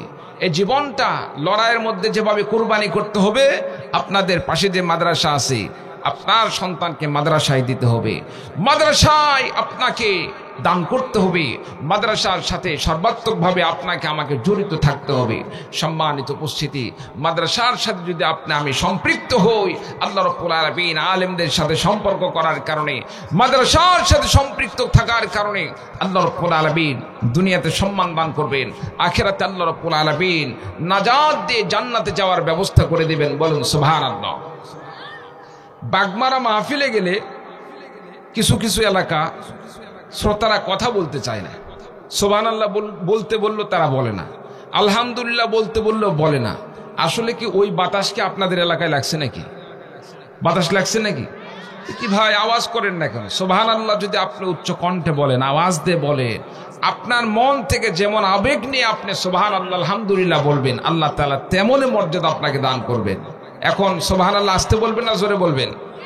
একটু আস্তে বলেন দেখি সুবহানাল্লাহ, আরেকবার আস্তে বলেন দেখি সুবহানাল্লাহ। বাহ, এই তো এখন তো দেখি ঠিক আওয়াজ হয়। সম্মানিত উপস্থিতি, তাহলে যারা আল্লাহ রাস্তায় নিজের জীবনকে উৎসর্গ করে দেয় তাদের সম্পর্কে আল্লাহ তাআলা কি বলেন? আমার ভাইরা, আমার বন্ধুগণ, আল্লাহ রাস্তায় যারা নিজের জীবনকে কুরবানি করে দেন, আমার ভাইরা, আমার বন্ধুগণ, আল্লাহ রাস্তায় লড়াই করতে করতে যারা জীবনকে কুরবানি করে দেন, উৎসর্গ করে দেন, আল্লাহ রাব্বুল আলামিন তাদের সম্পর্কে কোরআনে কারীমের মধ্যে বলেন, ওয়ালা তাকুলু লিমান ইউকতালু ফি সাবিলিল্লাহি আমওয়াত। দিয়ে বলুন আল্লাহু আকবার। আল্লাহ রাব্বুল আলামিন বললেন, ওয়ালা তাকুলু লিমান ইউকতালু ফি সাবিলিল্লাহি আমওয়াত। যারা আল্লাহ রাস্তায় লড়াই করতে করতে নিজের জীবনকে উৎসর্গ করে দিল, নিজের জীবনকে কোরবানি করে দিল, যারা আল্লাহ রাস্তায় লড়াই করতে করতে বিদায় নিয়ে নিল, আল্লাহ পাক বলেন তাদেরকে তোমরা মৃত বলো না। ওয়ালা তাকুলু লিমান ইউকতালু ফি সাবিলিল্লাহি আমওয়াত, তাদেরকে মৃত বলো না, বাল আহইয়াউ ওয়ালাকিন লা তাশউরুন। আল্লাহ রাব্বুল আলামিন বললেন, বান্দারে শোনো, তারা প্রকৃতপক্ষে তোমরা যদিও তোমাদের দৃষ্টিতে তোমরা দেখো মৃত, মৃত মানুষের মতো তারা লড়তে পারে না, কথা বলতে পারে না, আসলে মূল কথা হলো বরঞ্চ তারা আমি আল্লাহ রাব্বুল আলামিনের কাছে জীবিত। বাল আহইয়াউ ওয়ালাকিন লা তাশউরুন। যারা আল্লাহ রাস্তায় লড়াই করতে করতে নিজের জীবনকে কুরবানি করে দেয়, নিজের জীবনকে উৎসর্গ করে দেয়, তারা অন্যান্য মৃত মানুষের মতো নয়। অন্যান্য মানুষ তারা তো মৃত, কিন্তু আল্লাহ রাস্তায় লড়াই করতে করতে যারা নিজের জীবনকে উৎসর্গ করে দেয় তারা মৃত নয়। আল্লাহ পাক বলেন, আমি আল্লাহ রাব্বুল আলামিনের কাছে তারা জীবিত, ওয়ালাকিন লা তাশউরুন। বরঞ্চ তারা যে আমি আল্লাহ পাকের কাছে জীবিত তোমরা তা টেরও পাও না। আমি আল্লাহ রাব্বুল আলামিনের পক্ষ থেকে তাদেরকে রিজিকের ব্যবস্থা করে দেই। বলুন সুবহানাল্লাহ। আমার ভাইরা, আমার বন্ধুগণ, এই জন্য আপনাকে আমাকে শহীদের মর্যাদা অর্জন করতে হবে। আল্লাহ রাব্বুল আলামিন দুনিয়াতে সবচাইতে মর্যাদা দান করেছেন নবী রাসূলদের। নবী রাসূলদের পরে আল্লাহ পাক মর্যাদা দান করেছেন যারা আল্লাহর রাস্তায় শহীদ হয়ে যাবে। আমার ভাইরা, আমার বন্ধুগণ, আল্লাহ পাকের রাস্তায় যারা শহীদ হয়ে যাবে আল্লাহ পাক তাদের মর্যাদা বৃদ্ধি করে দিয়েছেন। রাসূলুল্লাহ সাল্লাল্লাহু আলাইহি ওয়াসাল্লাম হাদিস শরীফের মধ্যে ঘোষণা দিয়ে বলেন, আল্লাহ রাব্বুল আলামিন কিয়ামতের ময়দানে মানুষদেরকে যখন হাসরের ময়দানে পুনরুত্থিত করবেন, আমার ভাইরা, আমার বন্ধুগণ, যারা আল্লাহর রাস্তায় লড়াই করতে করতে নিজের জীবন দান করবে, এই সমস্ত ব্যক্তিদের কোনো জায়গায় দেখা যাচ্ছে হাতে আঘাত লেগেছে, পায়ে আঘাত লেগেছে, শরীরের ভিতরে অস্ত্র ঢুকে দিয়ে তাদেরকে দুনিয়া থেকে বিদায় দিয়ে দেওয়া হয়েছে। আমার ভাইরা, আমার বন্ধুগণ, নবীজি সাল্লাল্লাহু আলাইহি সাল্লাম বলেন, আল্লাহ রাব্বুল আলামিন তাদের হাসর নাসর করবেন, তাদের ক্ষতবিক্ষত দেহ নিয়ে, তাদের রক্ত মাখা শরীর নিয়ে তাদেরকে কিয়ামতের ময়দানে উঠাবেন। আমার ভাইরা, আমার বন্ধুগণ, তারা যখন এইরকম দেহ নিয়ে উঠবে, আল্লাহ পাকের সামনে যখন তারা উপস্থিত হয়ে যাবে, তাদের দেহটাই সাক্ষী দিয়ে দিবে তারা প্রকৃতপক্ষে ইসলামের জন্য নিজের জীবনকে কুরবানি করে দিয়েছে। আমার ভাইরা, আমার বন্ধুগণ, যার কারণে আল্লাহ রাব্বুল আলামিন এই সমস্ত শহীদদেরকে বিনা বিচারে আল্লাহ রাব্বুল আলামিন জান্নাতে যাওয়ার ব্যবস্থা করে দিবেন। বলুন সুবহানাল্লাহ। আমার ভাইরা, আমার বন্ধুগণ, এই জন্য আমাদেরকে শাহাদতের মর্যাদা অর্জন করতে হবে। আমরা নবী হতে পারবো না, সাহাবী হতে পারবো না, তাবিন হতে পারবো না, তাবিন হতে পারবো না।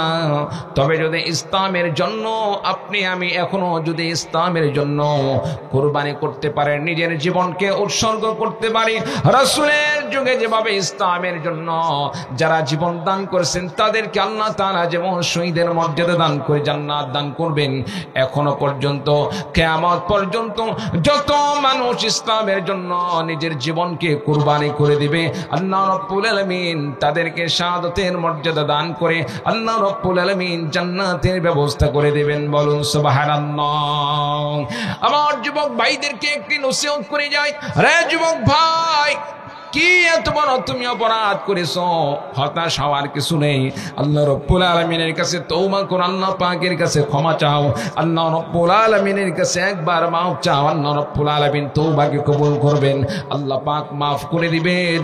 জীবনের এমন বড় কোনো ক্ষতি হয় নাই যার কারণে আল্লাহ পাকের কাছে তুমি ক্ষমা পাবে না। কারণ তোমার অপরাধ যতই বেশি হোক না কেন, আল্লাহ রাব্বুল আলামিনের কাছে যদি তুমি খাঁটি দিলে তওবা করো, আল্লাহ রাব্বুল আলামিন তোমার জীবনের সমস্ত গুনাহ খাতাকে মাফ করে দিবেন। কেমন মাফ করে দিবেন? রাসূলুল্লাহ সাল্লাল্লাহু আলাইহি ওয়াসাল্লাম ঘোষণা দিয়ে বলেছেন, আত-তাইবু মিনায-যামবি কামান লা যামবা লাহু। যে বান্দা গুনাহ থেকে তওবা করলো, তওবাকারী ব্যক্তি আল্লাহ পাকের কাছে এত বেশি পছন্দ হয়ে যায়, আল্লাহ রাব্বুল আলামিনের কাছে তওবাকারী ব্যক্তি এত প্রিয় হয়ে যায়, সেই লোকটি ছেলে হোক মেয়ে হোক, যেই শ্রেণীর হোক না কেন, যেই বয়সের হোক না কেন, আল্লাহ পাকের কাছে তওবা করলে আল্লাহ পাকের কাছে এত প্রিয় হয়ে যান। নবীজি বলেন আল্লাহ পাক থেকে এত কবুল করেন যেমন নাকি তার অতীতে কোনো গুনাহ ছিল না, আল্লাহ রাব্বুল আলামিন বেগুনাহ বেকসুর বান্দা হিসেবে কবুল করে নেন। বলুন সুবহানাল্লাহ। সম্মানিত উপস্থিতি, এই জন্য আমাদেরকে আল্লাহ পাকের কাছে তওবা করতে হবে, গুনাহ থেকে নিজেকে তওবা করতে হবে, গুনাহ থেকে ফিরে আসতে হবে, আল্লাহ পাকের কাছে তওবা করে আমাদেরকে সৎপথে আসতে হবে, কোরআনের পক্ষে আসতে হবে, ইসলামের পক্ষে আসতে হবে। যুবক ভাইদেরকে বলবো, আরো সমাজের যে সমস্ত নেতৃত্ব দানকারী যে ভাইরা আছেন, বিভিন্ন দল করেছেন, বিভিন্ন দলকে অনুসরণ করেছেন, যে সমস্ত দল অনুসরণ করার কারণে শুধুমাত্র দুনিয়াতেই ফায়দা লুটতে পেরেছেন, যার কারণে দুনিয়ায় শুধু ফায়দা হবে, আখিরাত জান্নাত মিলবে না, ওই সমস্ত দল বাদ দিয়ে যারা কোরআনের পক্ষে ডাকে, ইসলামের পক্ষে ডাকে, জান্নাতের পক্ষে ডাকে, তাদের সাথে শরীক হয়ে যান। সেই কাফেলায় শরীক হয়ে গিয়ে যদি ইসলামের জন্য আপনার জীবনের এক ফোঁটা রক্ত দিতে পারেন, নিজের জীবনকে উৎসর্গ করে দিতে পারেন, আখিরাতে আল্লাহ রাব্বুল আলামিন আপনার আমার এক ফোঁটা রক্ত, একটু শ্রম, একটু জীবনের বিনিময়ে আল্লাহ পাক আখিরাতে নাজাতের ব্যবস্থা করে দিবেন। বলুন সুবহানাল্লাহ। এই জন্য যুবক ভাইদেরকে বলবো, ইসলামী আন্দোলনের বিকল্প কোনো পথ নেই। আপনি আমি মুসলমান, এদেশ মুসলমানদের সংখ্যা বেশি, মুসলিম হিসাবে আপনার আমার দাবি হবে এদেশটা পরিচালিত হোক কোরআন দিয়ে, ইসলাম দিয়ে। একজন হিন্দু যে বাস করে সেও দাবি করে হিন্দুদের ধর্ম দিয়ে রাষ্ট্র পরিচালিত হোক। একজন খ্রিস্টান সেও দাবি করে তাদের খ্রিস্টান ধর্ম অনুযায়ী রাষ্ট্র পরিচালিত হোক। একজন ইহুদি থাকলে সেও দাবি করবে তার ধর্ম অনুযায়ী রাষ্ট্র পরিচালিত হোক। আপনি আমি মুসলমান, আপনার আমার দাবি করতে কিসের বাধা? সম্মানিত উপস্থিতি, এদেশকে কোরআনে কারীমের মাধ্যমে কোরআনের বিধান দিয়ে পরিচালিত করতে হবে। কোরআনের শাসন চায়। কোন কোন ভাই রাজি আছেন? দুহাত তুলে আল্লাহকে দেখিয়ে দিয়ে লিল্লাহি তাকবীর। আল্লাহ পাক আমাদেরকে ইসলামের জন্য কবুল করুন, আমিন। আর জোরে বলুন আমিন। বাস আপনার আমার ভাইরা, আমার বন্ধুগণ, আমার নবীর সাহাবী হযরত মুসাব ইবনে উমাইর রাদিয়াল্লাহু তাআলা আনহু, মুসাব ইবনে উমাইর রাদিয়াল্লাহু তাআলা আনহুর জীবনে পড়ে দেখুন, এমন একজন সাহাবী ছিলেন, মুসাব ইবনে উমাইরের সম্পত্তির কোনো কমতি ছিল না, বন্ধু বান্ধবের কোনো কমতি ছিল না। মুসাব ইবনে উমাইরের সম্পদের কোনো কমতি ছিল না, বন্ধু বান্ধবের কোনো কমতি ছিল না, দেখতে শারীরিক কাঠামোর সৌন্দর্যতার মধ্যে কোনো প্রকার কমতি ছিল না। সকালে একটি পোশাক পরলে বিকেলে সেই পোশাক পরতো না, বিকেলে যদি একটি পোশাক পরে পরের দিন সকালে আর সেই পোশাক পরে না। আমার ভাইরা, আমার বন্ধুগণ, যেই সমস্ত ছেলেরা মুহূর্তের মধ্যে ঘন্টায় ঘন্টায় পোশাক পাল্টায়, তাদের সম্পদ কম থাকে না বেশি থাকে? বেশি থাকে। যার থাকে তাই পাল্টায়। কি বলেন ঠিক কিনা? আমার ভাইরা, আমার বন্ধুগণ, মুসাব ইবনে উমাইরকে আল্লাহ তাআলা এত সম্পদ দান করেছেন, কারণ সে তো সম্পদশালী ঘরের একজন সন্তান ছিল। মা বাবাকে আল্লাহ তাআলা অনেক সম্পদ দান করেছিলেন। হযরতে মুসাব ইবনে উমাইর রাদিয়াল্লাহু তাআলা আনহু রাস্তা দিয়ে যখন বের হতেন, বন্ধু বান্ধবদের অনেক বড় একটি লাইন তার সাথে ধরতো। ডানে বামে সামনে পিছনে বন্ধুদের আড্ডার কোনো কমতি হতো না। আমার ভাইরা, আমার বন্ধুগণ, মুসাব ইবনে উমাইর রাদিয়াল্লাহু তাআলা আনহু রাস্তা দিয়ে চলতে চলতে একদিন শুনতে পাচ্ছেন মধুর কণ্ঠে কি যেন আওয়াজ কানে ভেসে আসতেছে। আমার ভাইরা, আমার বন্ধুগণ, হযরতে মুসাব ইবনে উমাইর রাদিয়াল্লাহু তাআলা আনহু আওয়াজকে ফলো করে সামনের দিকে রওনা হলেন, অগ্রসর হলেন। কোথায় থেকে এত সুন্দর সুমিষ্ট ভাষায় আওয়াজ ভেসে আসতেছে? মুসাব ইবনে উমাইর রাদিয়াল্লাহু তাআলা আনহু এক পর্যায়ে নিকটে গিয়ে দেখতে পাচ্ছেন আমার নবী, আপনার নবী, বিশ্ব নবী, নবী মুহাম্মদুর রাসূলুল্লাহ সাল্লাল্লাহু আলাইহি ওয়াসাল্লাম কোরআনে কারীমের তেলাওয়াত করতেছিলেন। মুসাব ইবনে উমাইর লক্ষ্য করলেন আমার নবীজি কোরআনে কারীম পড়তেছেন। বলুন সুবহানাল্লাহ। মুসাব ইবনে উমাইর রাদিয়াল্লাহু তাআলা আনহু আশ্চর্য বোধ করলেন, চিন্তিত হলেন, আশ্চর্যান্বিত হয়ে গেলেন। আহারে, এটা তো সেই নবী যেই নবীর কথা আমরা শুনেছি। আবু লাহাব, আবু জেহেল তারা আমাদেরকে নবীর কাছে ভিড়তে দিত না। এখন তো দেখতেছি আসলে এই মানুষ কোনোদিন মিথ্যা কথা বলতে পারে না, এ মানুষ কোনোদিন মানুষের ক্ষতি করতে পারে না, এ মানুষ প্রকৃতপক্ষে আল্লাহর রসুল, আল্লাহ পাকের মনোনীত রসুল। এই মানুষের চেহারায় বলে দিচ্ছে এই মানুষ কোনোদিন খারাপ হতে পারে না। রসুল সাল্লাল্লাহু আলাইহি সাল্লামকে বললেন, নবী গো, এতদিন পর্যন্ত আপনার কাছে আসতে আমাদেরকে বিভিন্নভাবে বাধা দেওয়া হয়েছে, আজকে বুঝতে পেরেছি, আজকে চিনতে পেরেছি আপনি হলেন আখির জামানার নবী, শ্রেষ্ঠ নবী, শেষ নবী, নবী মুহাম্মদুর রাসূলুল্লাহ সাল্লাল্লাহু আলাইহি সাল্লাম। বলুন সুবহানাল্লাহ। মুসাব ইবনে উমাইর নবীজিকে বললেন, নবী গো, তাড়াতাড়ি কালিমা পড়ে ইমানদার বানিয়ে দিন। আমি আর আগের ধর্মে থাকতে চাই না।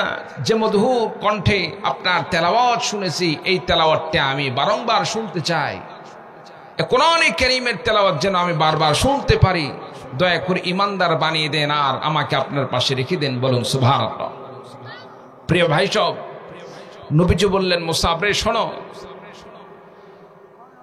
ঈমান আনলেই শুধু হবে না, মুসলমান হইলেই শুধু হবে না, মুসলমান হওয়ার পরে ঈমান আনয়ন করার পর ঈমানের উপর মজবুত থাকতে হবে, ইসলামের উপর অটুট থাকতে হবে। কত ভাইদেরকে দেখা যায় ইসলাম গ্রহণ করে, ইসলাম গ্রহণ করার পরে আবারও তালমাল না পেয়ে সে আগের ধর্মে ফিরে যায়। এইরকম আছে না নাই?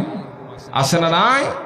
সম্মানিত উপস্থিতি, ওই যে কথায় আছে, সম্পদ অধিক অর্জন করা বিষয় নয়, সম্পদ অর্জন করে সেটাকে আটকে রাখাটা, টেকআপ দেওয়াটা, সেটাকে কন্ট্রোল করাটা হচ্ছে সবচেয়ে বড় বিষয়।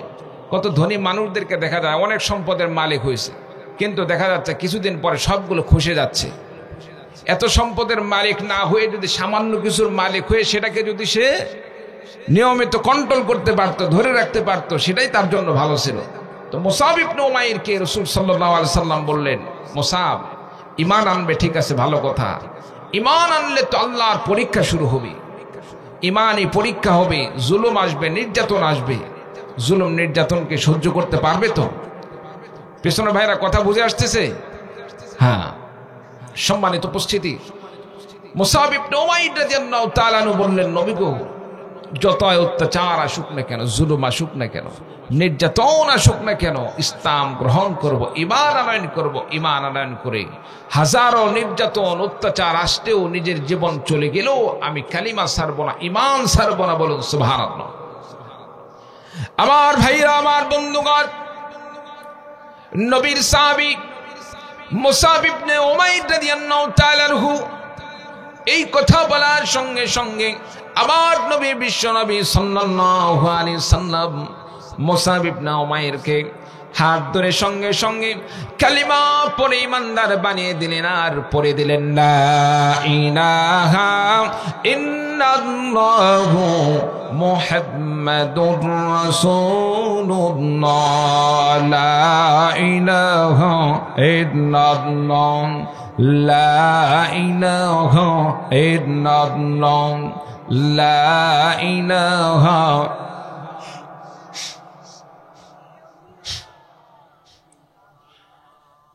لا إله إلا الله لا إله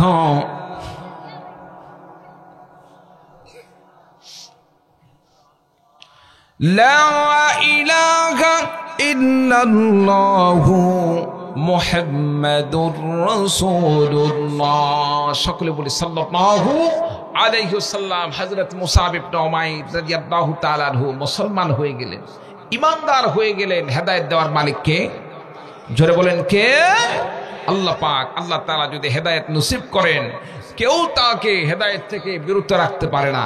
আর আল্লাহ পাক যদি হেদায়েত নসিব না করেন, হাজারো ব্যক্তি যদি তাকে হেদায়েতের পথে নিয়ে আসার চেষ্টা করে, তাকে হেদায়েত দেওয়া সম্ভব হবে না। কারণ যদি হেদায়েত আল্লাহর হাতে না থাকতো, আমার রাসূল সাল্লাল্লাহু আলাইহি সাল্লামের পরিবারে যে সমস্ত লোক ছিল, বংশের যে সমস্ত লোক ছিল, তারাই কিন্তু আগে হেদায়েত পাইতো। কি বলেন ঠিক কিনা? আবু তালেব, আবু লাহাব, আবু জেহেল, আরো যারা চলে গেছেন, সম্মানিত উপস্থিতি, এদের মধ্যে কিছু মানুষ ছিল ইসলাম বিদ্বেষী, আবার কিছু মানুষ আমার রাসূলের সাথে বিদ্বেষ করে নাই কিন্তু ইসলাম গ্রহণ করে নাই। যেমন আবু তালেব যদিও ঈমান আনতে পারে নাই, কিন্তু রাসূলকে ভালোবেসেছেন, রাসূলকে বিপদ থেকে মুক্ত করেছেন। রাসূলুল্লাহ সাল্লাল্লাহু আলাইহি সাল্লামের প্রতি কেউ আঘাত করলে আবু তালেব সর্বাত্মকভাবে সেটাকে প্রতিরোধ করতেন। আর আবু জেহেল, আবু লাহাবের মতো তারাও রাসূলের চাচা ছিল। তারা রাসূল সাল্লাল্লাহু আলাইহি সাল্লামকে জন্মের সময় অনেক ভালোবেসেছে, কিন্তু নবুয়তের পরে রাসূলকে তারা দেখতে পারে নাই। রাসূলের প্রতি তাদের কঠিন আক্রোশ ছিল, রাসূলের প্রতি আক্রমণ করত। সম্মানিত উপস্থিতি, রাসূল সাল্লাল্লাহু আলাইহি সাল্লাম তার হাতে যদি হেদায়েত থাকতো, তাহলে আবু লাহাব, আবু জেহেল তারা আগে হেদায়েত পাইতো। তারা হেদায়েত পেয়ে প্রথম শ্রেণীর তারা জান্নাতি হতো। চিল্লা বলুন ঠিক কিনা? সম্মানিত উপস্থিতি, আল্লাহ তাআলা তাদেরকে হেদায়েত দান করেন নাই। এইদিকে আবু তালেব যখন তার ইন্তেকালের সময় হয়ে গেল, রাসূল সাল্লাল্লাহু আলাইহি সাল্লাম আবু তালেব চাচার কাছে গেলেন, পাশে বসলেন, চাচাকে ডাক দিয়ে বললেন, চাচা গো, একটাবার কালিমা পড়েন, একটাবার কালিমা পড়েন, আমি যেন আখিরাতে আপনাকে সুপারিশ করে আল্লাহর জান্নাতে নিয়ে যেতে পারি। আবু তালেব মানতে পারলেন না যে না ভাতিজা, আমি কালিমা পড়তে পারবো না, কারণ আমি যদি কালিমা পড়ি তাহলে আমার বংশের লোকেরা, কুরাইশের নারীরা, তারা গাইতে থাকবে, বলতে থাকবে। আবু তালেব শেষ পর্যন্ত তার ভাতিজার হাতে নতি স্বীকার করছে। বলুন নাউযুবিল্লাহ। আমার ভাইরা, আমার বন্ধুগণ, রাসূলুল্লাহ সাল্লাল্লাহু আলাইহি ওয়াসাল্লাম অনেক চেষ্টা করলেন আবু তালেবকে ঈমান আনানোর জন্য, কালিমা পড়ানোর জন্য। হাজারো চেষ্টা করার পরে আবু তালেব যখন কালিমা পড়লেন না, ঈমান আনয়ন করলেন না, আল্লাহ রাব্বুল আলামিন নবীজির প্রতি আয়াত নাযিল করে জানিয়ে দিলেন, ইন্নাকা লা তাহদি মান আহবাবতা ওয়ালাকিন্নাল্লাহা ইয়াহদি মান ইয়াশা। চিৎকার দিয়ে বলুন আল্লাহু আকবার। আল্লাহ রাব্বুল আলামিন নবীজিকে জানিয়ে দিলেন, নবী গো, নিঃসন্দেহে আপনি যাকে ভালোবাসেন, যাকে পছন্দ করেন, তাকে ইচ্ছা করলে যে আপনি হেদায়েত দিয়ে দিবেন। এটা কোশ্চেন কালেও হবে না, এটা কখনোই হবে না। কারণ হেদায়েতের মালিক তো আপনি নন, হেদায়েতের মালিক হলাম আমি আল্লাহ রাব্বুল আলামিন। আপনাকে শুধু হেদায়েতের বাণী মানুষদের কাছে পৌঁছানোর দায়িত্ব দিয়েছি। হেদায়েত দেওয়ার মালিক আপনি নন, হেদায়েতের মালিক আমি আল্লাহ রাব্বুল আলামিন। আমি আল্লাহ রাব্বুল আলামিন যাকে ইচ্ছা করি, আমি আল্লাহ রাব্বুল আলামিন তাকে হেদায়েতের মালা পরিয়ে আমি আল্লাহ রাব্বুল আলামিন জান্নাতের মেহমান বানিয়ে দেই। বলুন সুবহানাল্লাহ। নবীজিকে বললেন, আপনি হাজারো ইচ্ছা করেন না কেন, চেষ্টা করেন না কেন, আমি যদি হেদায়েত নসিব না রাখি, কারো কপালে যদি আমি হেদায়েত না রাখি, আপনি হাজারো চেষ্টা করেও তাকে হেদায়েতের পথে আনতে পারবেন না, সে আপনার যতই পছন্দের মানুষ হোক না কেন। আর আমি আল্লাহ রাব্বুল আলামিন যাকে হেদায়েত দিতে চাই, আমি আল্লাহ পাক যাকে হেদায়েত দিতে চাই, দুনিয়ার সমস্ত শক্তি মিলেও তাকে হেদায়েত থেকে দূরে সরে রাখতে পারে না। আমি আল্লাহ পাক তাকে হেদায়েত দিয়েই ছেড়ে দেই, বলুন সুবহানাল্লাহ। আমার ভাইরা, আমার বন্ধুগণ, হযরতে মুসআব ইবনে উমাইর রাদিয়াল্লাহু তাআলা আনহু ঈমান আনয়ন করলেন, কালিমা পড়লেন, মুসলমান হয়ে গেলেন। মুসলমান হয়ে যাওয়ার পরে আমার নবীর সাহাবী হযরতে মুসআব ইবনে উমাইর রাদিয়াল্লাহু তাআলা আনহু নবীজির দরবারে হয়ে গেলেন। আস্তে আস্তে এক পর্যায়ে যখন মুসআব ইবনে উমাইরের মা জানতে পারলেন মুসআব ইবনে উমাইর আর আমাদের ধর্মে নেই, সে ইসলাম গ্রহণ করেছে, মুহাম্মদ সাল্লাল্লাহু আলাইহি সাল্লামের কাছে সেখানে যায়, ইসলাম ধর্ম গ্রহণ করেছে, সে এখন নামাজ পড়ে। মুসআব ইবনে উমাইর আগের ধর্মে নেই, ইসলাম ধর্ম গ্রহণ করে মুসলমান হয়ে গেছে। মুসআব ইবনে উমাইরের মা সিদ্ধান্ত নিলেন তার আত্মীয় স্বজনদেরকে দিয়ে মুসআব ইবনে উমাইরকে গ্রেফতার করলেন। গ্রেফতার করার পরে একটি কারাগারের মধ্যে আবদ্ধ রাখলেন। কারাগারের মধ্যে আবদ্ধ রেখে তাকে এইভাবে নির্যাতন করা হলো, আর বলা হলো হয়তোবা ইসলাম ছাড়বে, ইসলাম যদি না ছাড়ো তোমার জীবনটা শেষ করে দেওয়া হবে। আমার ভাইরা, আমার বন্ধুগণ, মুসআব ইবনে উমাইর রাদিয়াল্লাহু তাআলা আনহুর প্রতি করুণ ভাবে নির্যাতন শুরু হয়ে গেল, কঠোর নির্যাতন শুরু হয়ে গেল, করুণ পরিস্থিতি দাঁড়ানো। মুসআব ইবনে উমাইর রাদিয়াল্লাহু তাআলা আনহুর উপর অত্যাচার শুরু হয়ে গেল। আমার ভাইরা, আমার বন্ধুগণ, তার অপরাধ কি ছিল? অন্য কোন অপরাধ ছিল না, একমাত্র অপরাধ ছিল ইসলাম গ্রহণ করা। ইসলাম গ্রহণ করা, নবীর জীবনকে আদর্শ হিসাবে গ্রহণ করা, আল্লাহর বিধানকে মেনে নিয়ে চলা, আল্লাহর প্রতি ঈমান আনয়ন করা। মুসআব ইবনে উমাইর রাদিয়াল্লাহু তাআলা আনহুকে যেভাবে নির্যাতন করা হয়েছিল, আমার ভাইরা, আমার বন্ধুগণ, ইতিপূর্বে বাংলাদেশের হক্কানি আলেম ওলামাগণ কোরআনে কারীম থেকে সঠিক কথাগুলো বলার জন্য, সঠিক তাফসীর করার কারণে আলেমদেরকে কারাগারে আবদ্ধ রেখে জুলুম নির্যাতন করা হতো, কারাগারে আবদ্ধ রেখে তাদের উপর টর্চারিং করা হতো, এমনকি তাদেরকে শায়েস্তা করার জন্য, দুনিয়া থেকে বিদায় দেওয়ার জন্য বাংলার জমিনে আয়না ঘরের মতো নির্যাতনের কারখানা তৈরি করা হয়েছিল। চিন্না বলুন ঠিক কিনা? আমার ভাইরা, আমার বন্ধুগণ, এই সমস্ত আলেমরা যারা নির্যাতনের শিকার হলো, আল্লাহ রাব্বুল আলামিন তাদেরকে যদি বেঁচে রাখেন তো আল্লাহ তাআলা তাদেরকে অবশ্যই উত্তম জাযা খায়ের দান করবেন।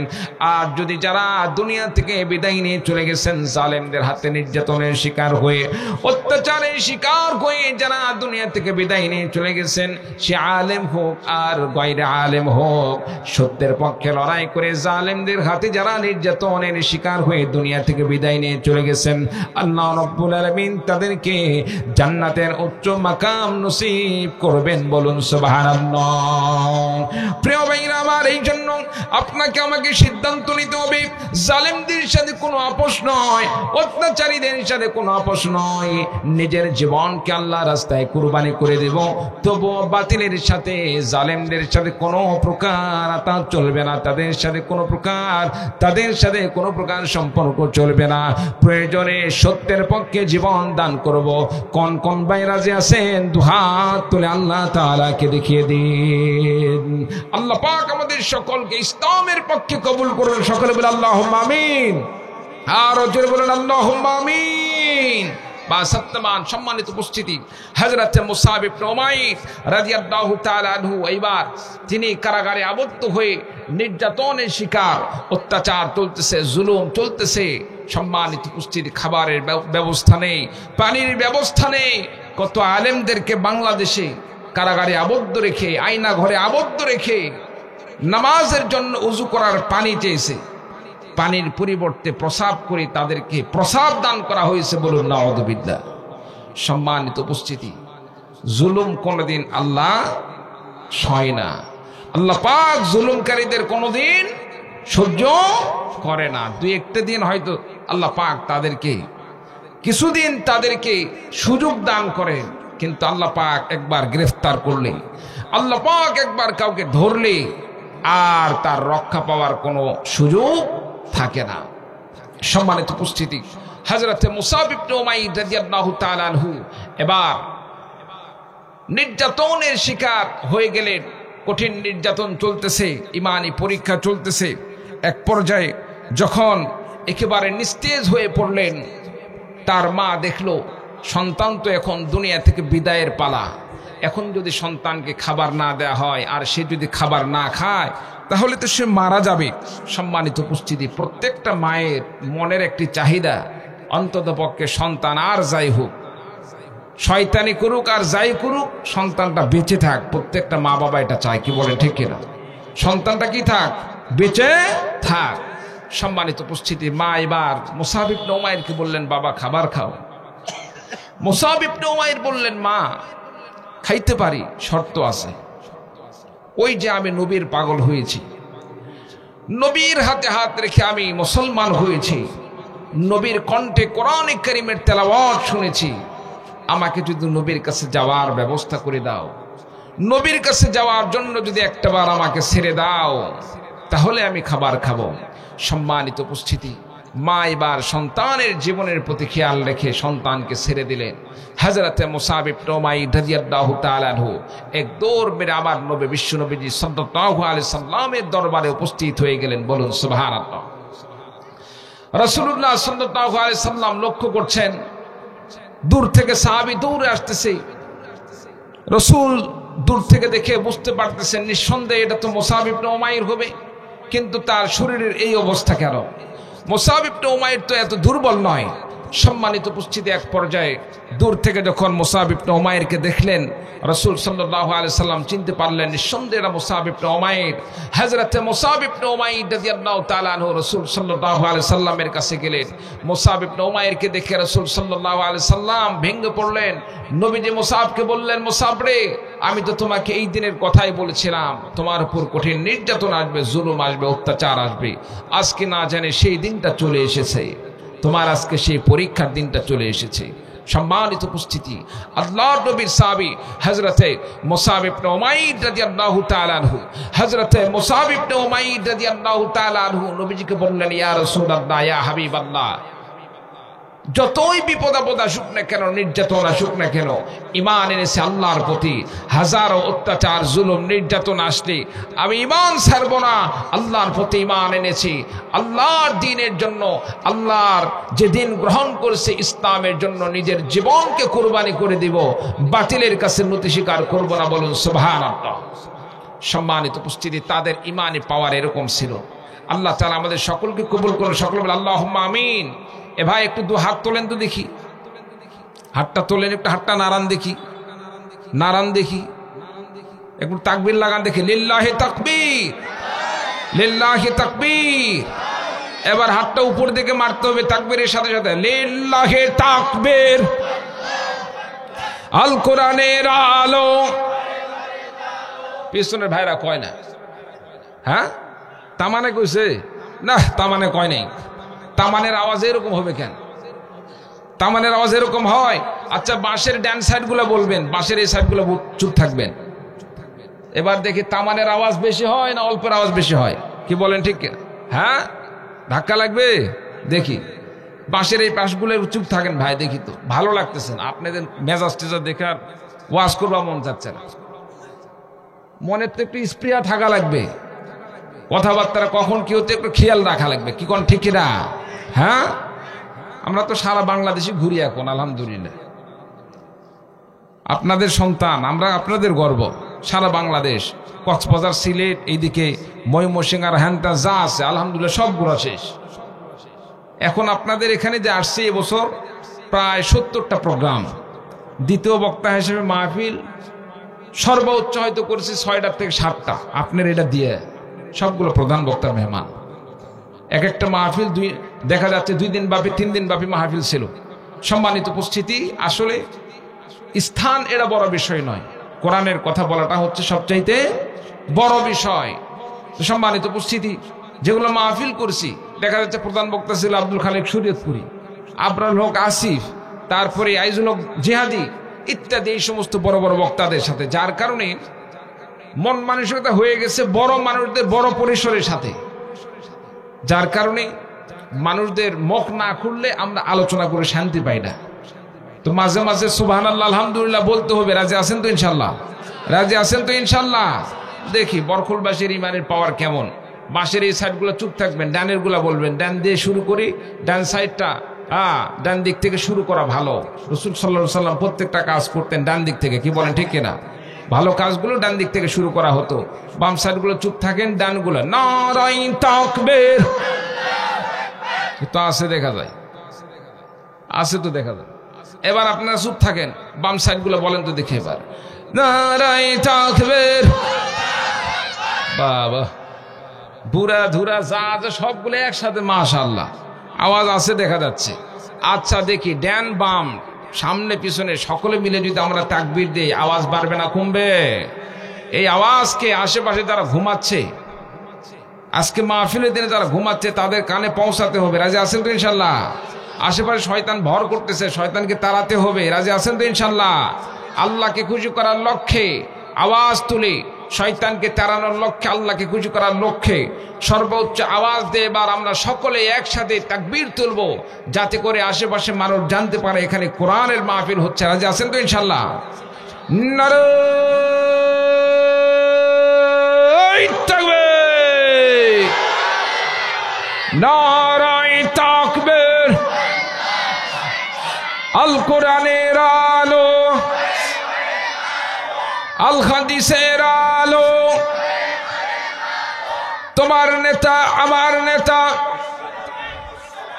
নারায়ে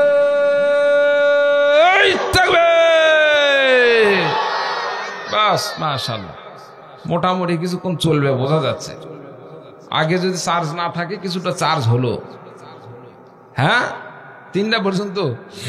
আচ্ছা, নিয়ত থাকা ভালো, আমল করা ভালো না, কারণ ফজরটা তো পাইতে হবে, কি বলেন ঠিক কিনা? যাই হোক, সম্মানিত উপস্থিতি, হযরতে মুসাব ইবনে উমাইর মনে আছে তো? মনে আছে? মুসাব ইবনে উমাইর রাদিয়াল্লাহু তাআলা আনহু রাসূল সাল্লাল্লাহু আলাইহি সাল্লামের সামনে উপস্থিত হয়ে গেলেন। আমার নবী, বিশ্ব নবী সাল্লাল্লাহু আলাইহি ওয়াসাল্লাম মুসাব ইবনে উমাইরকে দেখে ভেঙে পড়লেন। আমার যে মুসাব ছিল সুন্দর দেহের অধিকারী, লম্বা শরীরটা অনেক সুন্দর, একটি সুন্দর শরীরের অধিকারী ছিলেন। না খাওয়ার কারণে, নির্যাতনের কারণে মুসাব ইবনে উমাইরের শরীরটা ভেঙে গিয়েছে। আমার ভাইরা, আমার বন্ধুগণ, রাসূলুল্লাহ সাল্লাল্লাহু আলাইহি সাল্লাম এবার মুসাব ইবনে উমাইরকে বললেন, মুসাব রে মুসাব, মক্কায় থাকার পরিবেশ নাই, কারণ কখন যেন কাফেরের দল, মুশরিকের দল তোমার উপর আক্রমণ করে দুনিয়া থেকে বিদায় দিয়ে দেয়। সুতরাং এখনই মক্কা ত্যাগ করো, মক্কা ত্যাগ করে অন্য কোন জায়গায় তুমি আশ্রয় গ্রহণ করো, সেখানে তুমি ঈমানে আমল করে চলো। হযরত মুসাব ইবনে উমাইর রাদিয়াল্লাহু তাআলা আনহু মক্কা ত্যাগ করলেন। মক্কা ত্যাগ করে অন্যত্র গিয়ে, অন্য রাষ্ট্রে গিয়ে তিনি ইসলাম মেনে চলতেছেন। নামাজ পড়েন, রোজা রাখেন, নামাজ পড়েন, অন্যান্য যত আমল আছে আমল করে চলেন, রাসূলের আদর্শ মেনে চলতেছেন। কিন্তু নবীর সামনে না থাকার কারণে মুসাব ইবনে উমাইরের অন্তরে তৃপ্তি পায় না। কারণ যেই নবীর কণ্ঠ শুনে, যেই নবীর তেলাওয়াত শুনে ইসলাম গ্রহণ করলাম, সেই নবীজিকে আর পাওয়া যাচ্ছে না। নবীকে ছাড়া ইবাদত করা বড় কষ্টকর, নবীজিকে সামনে পেয়ে ইবাদত করতে চায়। যার কারণে মুসাব ইবনে উমাইর রাদিয়াল্লাহু তাআলা সিদ্ধান্ত নিলেন, জীবন থাক আর যাক, যদি জীবন চলে যায় কোনো আফসোস নেই, যতদিন পর্যন্ত বেঁচে থাকবো সম্ভব বলে রাসূলুল্লাহ সাল্লাল্লাহু আলাইহি সাল্লামকে কাছে নিয়ে নবীজির পাশে থেকে আমি ইসলাম মেনে চলতে চাই। বলুন সুবহানাল্লাহ। হযরত মুসাব ইবনে উমাইর রাদিয়াল্লাহু তাআলা আনহু আবার চলে আসলেন মক্কায় চলে আসলেন, নবীজির সামনে উপস্থিত হয়ে গেলেন। নবীজির সামনে উপস্থিত হওয়ার পরে এবার মুসাব ইবনে উমাইর রাদিয়াল্লাহু তাআলা আনহু বাড়িতে গেলেন। বাড়িতে যাওয়ার পরে মায়ের সাথে সাক্ষাৎ হয়ে গেল। মার সাথে সাক্ষাৎ হয়ে যাওয়ার পরে মুসাব ইবনে উমাইর রাদিয়াল্লাহু তাআলা আনহু এবার তরবারিটা কোষমুক্ত করলেন। তরবারি কোষমুক্ত করে মুসাব ইবনে উমাইর রাদিয়াল্লাহু তাআলা আনহু আমার নবীর সাহাবী মুসাব ইবনে উমাইর রাদিয়াল্লাহু রাদিয়াল্লাহু তাআলা আনহু মাকে লক্ষ্য করে বললেন, মা গো, ইতিপূর্বে আমার উপর অনেক অত্যাচার হয়েছে, জুলুম হয়েছে, অনেক নির্যাতন করা হয়েছে, আমার আত্মীয় স্বজন আমার প্রতি আঘাত করেছে, আমি কোনো প্রকার তাদেরকে আক্রমণ করি নাই, পাল্টা আঘাত করি নাই, প্রতিবাদ করি নাই। তবে এইবার মনে রাখো, আমি নবীজির কাছে যাব, আসবো, ইসলাম মেনে চলবো। আমার পরিচিত অপরিচিত যে কোনো ব্যক্তি হোক না কেন, আমার গায়ে যদি কোনো প্রকার আঘাত করে, তার জন্য আমার এই কোষমুক্ত তরবারি তার জন্য যথেষ্ট হয়ে যাবে। বলুন সুবহানাল্লাহ। হযরত মুসাব ইবনে উমাইর বললেন, মা গো, শুধু তারাই নয়, এমন কি তুমি আমার মা হওয়া সত্ত্বে যদি আমার নবীজির কাছে যেতে যদি আমাকে বাধা দাও, এমন কি তুমি আমার মা, তুমি আমার হাত থেকে রক্ষা পাবে না। কারণ তুমি মা, আমার বাবা চাইতে আমার নবীজিকে, আমার নবী বিশ্ব নবী সাল্লাল্লাহু আলাইহি সাল্লামকে হাজার লক্ষ কোটি গুণে বেশি ভালোবাসি। নবীকে পাইতে, রাসূলের কাছে যাইতে আসতে যদি তোমার মা, তুমি মার মতো মানুষও যদি আমাকে বাধা দেয়, নবীর কাছে যাইতে যা করার দরকার আমি সেই সিদ্ধান্ত নেব। বলুন সুবহানাল্লাহ। হযরত মুসাব ইবনে উমাইর রাদিয়াল্লাহু তাআলা আনহু রাসূলুল্লাহ সাল্লাল্লাহু আলাইহি সাল্লামের কাছে যাচ্ছেন, আসতেছেন, মাসলা শিখতেছেন, হাদিস শিক্ষা গ্রহণ করতেছেন, কোরআন শিক্ষা গ্রহণ করতেছেন। আমার ভাইরা, আমার বন্ধুগণ, ইতিমধ্যে মদিনা থেকে একটি দল নবীজির কাছে এসে ইসলাম গ্রহণ করলেন। ইসলাম গ্রহণ করে তারা আবার মদিনায় চলে গেল। পরের বছর আবার আরেকটি দল আসলো, আরেকটি দল এসে রাসূলুল্লাহ সাল্লাল্লাহু আলাইহি সাল্লামের হাতে হাত রেখে ইসলাম গ্রহণ করলেন। ইসলাম গ্রহণ করার পরে আমার ভাইরা, আমার বন্ধুগণ, এবার তারা নবীজির কাছে একটা আবেদন করলেন, নবী গো, আমাদের একজন শিক্ষক দরকার, যে শিক্ষকের কাছে আমার ভাইরা, আমার বন্ধুগণ, নবীজির কাছে তারা আরজ করলেন, ইয়া রাসূলুল্লাহ, ইয়া হাবিবাল্লাহ, আমাদের একজন শিক্ষক দরকার, যার কাছ থেকে কোরআন হাদিস থেকে আমরা শিক্ষা গ্রহণ করব, কোরআন শিখব, ইসলাম শিক্ষা গ্রহণ করব। রাসূলুল্লাহ সাল্লাল্লাহু আলাইহি সাল্লাম এইবার মুসাব ইবনে উমাইর রাদিয়াল্লাহু তাআলা আনহুকে শিক্ষক হিসাবে তাদের সাথে প্রেরণ করলেন। হযরত মুসাব ইবনে উমাইর রাদিয়াল্লাহু তাআলা আনহু যুবক এইবার তাদের সাথে মদিনায় গিয়ে টেকনিকের সাথে, কৌশলের সাথে অল্প সময়ের মধ্যে অনেক মানুষকে মুসলমান বানিয়েছেন। বলুন সুবহানাল্লাহ। আমার ভাইরা, আমার বন্ধুগণ, অল্প সময়ের মধ্যে আলোচনাটা শেষ করে দিব। সংক্ষেপে আপনাদের সামনে মুসাব ইবনে উমাইর তথ্যটি আপনাদের সামনে তুলে ধরতে চাই। হযরত মুসাব ইবনে উমাইর রাদিয়াল্লাহু তাআলা আনহু মদিনায় গেলেন। মদিনায় যাওয়ার পরে ইসলামের দাওয়াত দান করতেছেন মুসলমান। আমার ভাইরা, আমার বন্ধুগণ, অনেক ইহুদি খ্রিস্টানরা নবীজির সাহাবী মুসাবের হাতে হাত রেখে ইসলাম গ্রহণ করতেছেন। আমার ভাইরা, আমার বন্ধুগণ, এক বছর পরে আমার নবী বিশ্ব নবী সাল্লাল্লাহু আলাইহি সাল্লাম মদিনায় হিজরত করলেন। আল্লাহ পাক হিজরতের নির্দেশ প্রদান করলেন। নির্দেশ হওয়ার সাথে সাথে রাসূলুল্লাহ সাল্লাল্লাহু আলাইহি সাল্লাম মদিনায় হিজরত করলেন। মদিনায় যাওয়ার পরে আমার নবী লক্ষ্য করে দেখলেন মুসাব ইবনে উমাইরের হাতে অনেকে হাত রেখে ইসলাম গ্রহণ করেছেন। নবীজি আনন্দিত হয়ে গেলেন। ইতিমধ্যে আল্লাহ রাব্বুল আলামিন জিহাদের আয়াত নাযিল করে দিলেন। এতদিন পর্যন্ত, হিজরতের আগ পর্যন্ত মুসলমানরা কাফের মুশরিকদের হাতে আঘাতের শিকার হয়েছে, নির্যাতনের শিকার হয়েছে, জুলুমের শিকার হয়েছে। এখন আর একেবারে ছেড়ে দেওয়া যাবে না। মদিনায় যখন নবীজি ইসলামী হুকুমত প্রতিষ্ঠা করলেন, আল্লাহ পাক এবার নির্দেশ করে দিলেন, নির্দেশ দান করলেন, নবী গো, এখন থেকে যদি কাফের মুশরিকরা মুসলমানদের উপর আঘাত করে, নির্যাতন করে, জুলুম করে, এখন আর বসে থাকার সময় নেই। ওই কাফের মুশরিকদেরকে ঠিক তেমনি ভাবে তাদেরকেও জবাব দেওয়া আমি আল্লাহ পাকের পক্ষ থেকে বিধান। বলুন সুবহানাল্লাহ। জিহাদের বিধান আল্লাহ পাক নাযিল করে দিলেন। বদর যুদ্ধ সংগঠিত হয়ে গেল। বদর যুদ্ধে আল্লাহ রাব্বুল আলামিন মুমিনদেরকে বিজয় দান করেছিলেন। আমার ভাইরা, আমার বন্ধুগণ, সাহাবীদের সংখ্যা অনেক কম, মাত্র 313 জনের বিনিময়ে আল্লাহ রাব্বুল আলামিন অনেক সংখ্যক কাফের মুশরিকদের বিরুদ্ধে আল্লাহ পাক বিজয় দান করলেন। আমার ভাইরা, আমার বন্ধুগণ, আল্লাহ রাব্বুল আলামিন মুসলমানদেরকে বিজয় দান করলেন। আমার ভাইরা, আমার বন্ধুগণ, মুসলমানদের বিজয় কোনোদিন সংখ্যা দিয়ে আসে না। মুসলমানদের বিজয় আসে ইমানি পাওয়ার দিয়ে। এই জন্য আল্লাহ রাব্বুল আলামিন বলেন, ওয়ালা তাহিনু ওয়ালা তাহজানু ওয়া আনতুম আনহুমুল আ'লাউনা ইন কুনতুম মুমিনিন। আল্লাহ রাব্বুল আলামিন বলেন, বান্দারে তোমরা হেনমন্য হয়ো না, তোমরা চিন্তিত হয়ো না, তোমরা টেনশন করো না। তোমরা যদি ঈমানদার হয়ে থাকো, পরিপূর্ণ মুমিন হয়ে থাকো, আমি আল্লাহ রাব্বুল আলামিন তোমাদেরকে বিজয় দান করব, তোমাদেরকে বিজয় দান করব। তোমাদের চিন্তার কোনো কারণ নেই, বলুন সুবহানাল্লাহ। সম্মানিত উপস্থিতি, মুসলমানদের বিজয় কোনোদিন সংখ্যা দিয়ে আসে নাই, মুসলমানদের বিজয় এসেছে ঈমানি পাওয়ারের মাধ্যমে। চিল্লা বলো ঠিক কিনা?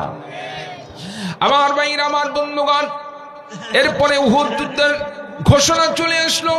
নবীজি সাল্লাল্লাহু আলাইহি সাল্লাম সেনাপতি কাকে বানাবেন ভাবতেছেন। এক পর্যায়ে নবীজি খেয়াল করে দেখলেন মুসাব ইবনে উমাইর তিনি হলেন সেনাপতির সবচাইতে বেশি যোগ্য, কারণ ইসলামের জন্য সে সব কিছুকে ত্যাগ স্বীকার করেছে।